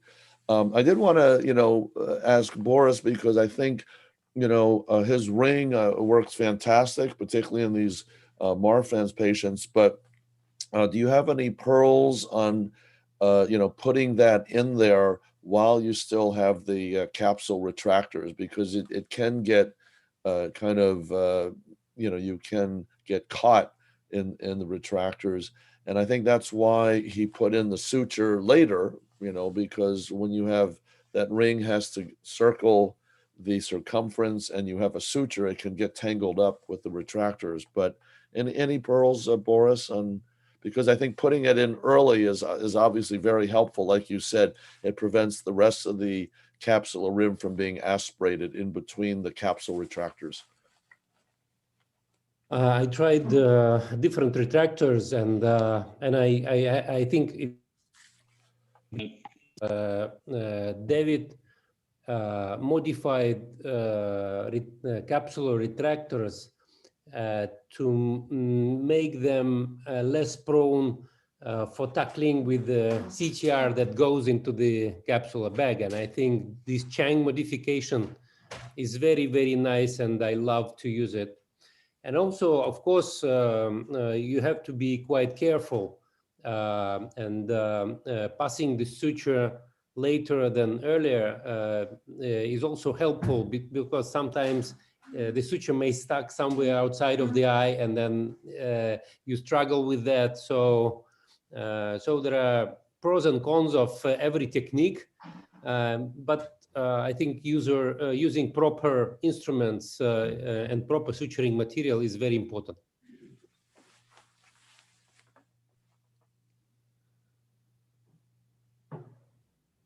I think you're muted.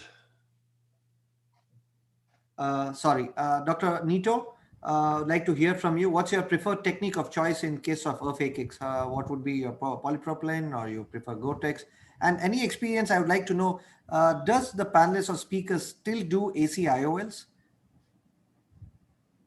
Oh, as I work in the public health system in Brazil, I have some difficulty most of the times getting Gore-Tex. So I mostly use 90 Prolene. But what I would like to point out that Dr. Malyugin excellently talked about is the advantage of keeping the capsular bag. I think in every situation where you have zonular compromise, it should be in the surgeon if he or she can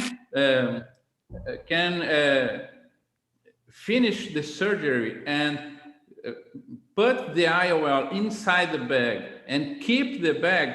It's much better than any other kind of IOL fixation, because you will not have issues with iris chafing. You have a much more easier centering. So I think this is important.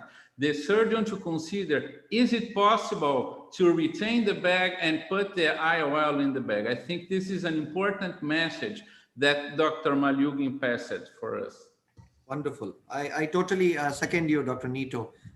Definitely. And it's more traumatic to do the secondary fixated IOLs now, and as you said, definitely iris chafing. And in fact, if you have any retinal procedures, we do see the gas bubble or the oil bubble also coming into the AC when we do with the still fixated or with the AC IOLs or the retro fixated IOLs. Last question to all the panelists here. Do we still do AC IOLs in US or in Russia or in Brazil? Well, AC IOLs, if you look at polls, are still the most common method for IOL fixation in the United States with an absent or impaired posterior capsule. And that's really because people are comfortable with that. And I think they're just different situations. I think everyone has the potential situation where the capsule ruptures, you have partially descending lens fragments, you enlarge the incision, you're just trying to rescue the case.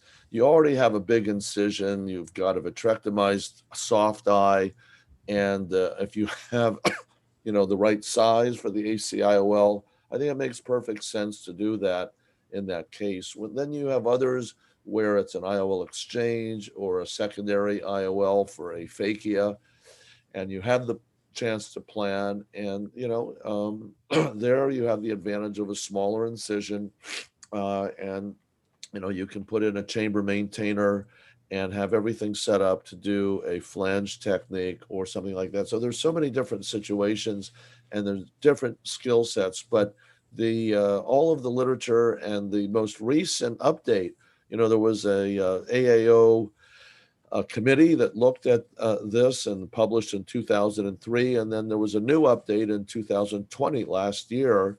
And it again showed that when you look at scleral or iris suture fixation of posterior chamber lenses versus ACIOL, this is mostly American data, there really was no superior technique in terms of outcomes, whether you look at complications or visual acuity. So it at least gives some support for those that are most comfortable with an ACIOL to continue doing that. It obviously has to be correctly sized. Quick comments, Dr. Boris? As for Russia, historically, ACIOLs were not very popular in Russia for over these years. So again, historically, we, as a legacy of Professor Fyodorov, we used pupil fixated lenses, and we still using them in these complicated cases. So that's why, so for me is either scleral fixation, iris suturing, or pupil fixated lenses, and now we have modified pupil fixated that are made from soft material and goes in through the injector. So it's kind of, this historical trend that we continue. Thank you. And Dr. Chinmay, you wanted to add something? I just wanted to second what Dr. Chang said. Like if you are planning an ACIOL and if a vitrectomy is well done, pupil is circular, and you've ensured a peripheral iridectomy is performed and correctly positioned, an ACIOL can be a good option even in our setup in India, where in high volume centers, at times you have unanticipated complications and where can easily maintain a stock of the ACIOLs. But in an elective case where you're probably planning a secondary IOL between a retrofixated posterior iris claw versus a scleral fixated, I think one of the two would become a choice of lens. Last comments, Dr. Steve? I use ACIOLs really only in one group, and that's now we have sort of an epidemic of people that are 85 years old and over that have pseudoexfoliation, who come in having had cataract surgery 20 years ago, and the complete IOL and bag complex dislocates. In some of them, you can fixate it with a suture and stabilize it, but in some, the entire bag is just not attached, and that is a often more complicated procedure I want to do in someone who's 85 or 88 years old and not very healthy. And taking out the whole lens bag complex is very easy, and replace it with an anterior chamber lens, and they do perfectly fine. So it's a unique group in whom I prefer anterior chamber lenses. Thank you very much. And Dr. Sahu sir and Boramani sir, to conclude, the last comments. I think progressively we are shifting to retrofixation of iris claw lenses. I used to keep AC IOL as standby lenses, but nowadays I'm keeping iris claw lenses as standby because, in my opinion, retrofixation of iris claw lenses is quite quick procedure, less traumatizing, and the cornea saving procedure. Sahu sir, unmute please. Unmute yourself, sir. Retrofixation of iris claw lenses and or ACIOL is, I'm comfortable with them, and sometimes my son also does this scleral fixation IOL and all these things. I think it depends upon the case to case basis. You can't have a dogmatic approach to anything. Jagdish, can we conclude? Yeah, sure. sure. Say something? Yeah, thank you, everyone. It's a wonderful session, everyone, and I really thank all the international speakers for these odd times coming down over here. Thank Dr. Boris, Dr. Steve, Dr. Chang, and Dr. Nito for those wonderful talks, and all the panelists who are here, Dr. Pamela, Dr. Deepak, Dr. Chinmaya, Dr. Kudlusu, Dr. Satyajit. And we had a wonderful session with a nice debate with Dr. Partha Biswas, Dr. Chitra Ramamurthy, and it was whether to start back our practice webinars during this Corona season. Dr. Santosh Navar and Dr. Rohit Shetty, and especially the costing procedures by Dr. Ameya and Dr. Ravindra sir, and whether we opt for a bilateral cataract surgery or not by Dr. Cyrus and Dr. Krishna Prasad, and versus charity versus premium surgeries between Kaushik and Dr. Gaurav, and what to do after post-graduation. Two great speakers out over there, Dr. Namrata and Dr. Meenakshi. It was great having all you guys, and it definitely, it's all happened with the perfect ISMSCS committee, Dr. Amulya Sahu, Dr. Boramani sir, Dr. Bhattacharya, Dr. Parikshit sir, Dr. Satanshu Mathur, and the person who is right now the moderator, Dr. Srinivas Joshi. And nevertheless, it's all because of some back-end team at the end. And thank you, and Todd, for actually helping us out in this. It was really helpful to carry out these seminars. Thank you, everyone, and have a great day for all out there. Thank you. Thank you, a team entered led by Nikhil Masurkar, Raman Marke, and Rohit Singh, and also my co-moderator, Dr. Jagdish Reddy, who has nicely co-moderated with me. Thanks you, Dr. Jagdish, and entire ISM SICS team led by Dr. Sahu sir, Dr. Boramani. Boramani sir, quickly, you want to say something? No. Can I make one announcement again, because this is for the audience? Please. I want to just show one slide. Please, sir. Please. Because ISM SICS is starting a global SICS training program, which is online.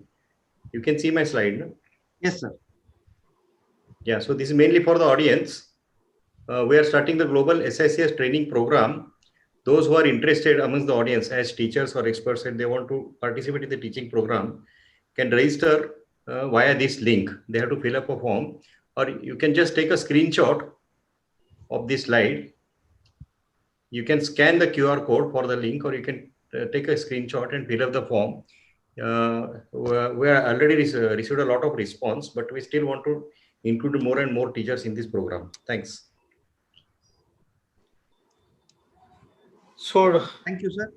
And I also would like to thank Mr. Sunil from Zadiotech and Mr. Sai Krishnan from Numerotech for technically also helping us along with the team LTOD led by the young dynamic, none other than Mr. Nikhil Masurkar, Raman Marke, Rohit, and the entire team of LTOD.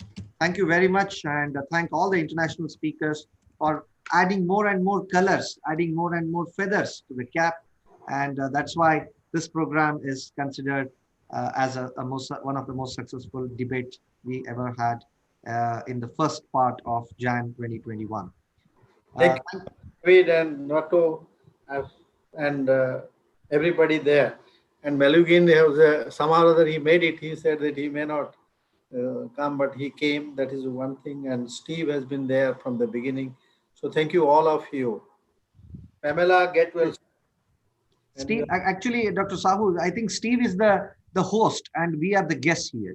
He has been right from the beginning until the end. Hats off, Dr. Steve. You have been constantly there. And thanks, Dr. David Chang, also joining in early. And also, not to forget, Dr. Nito, who is also, he joined in fact, before me as the host. So thank you, Dr. Nito, as well. Thank you, entire team, for this, for your excellent cooperation. The host. Thank you. Okay.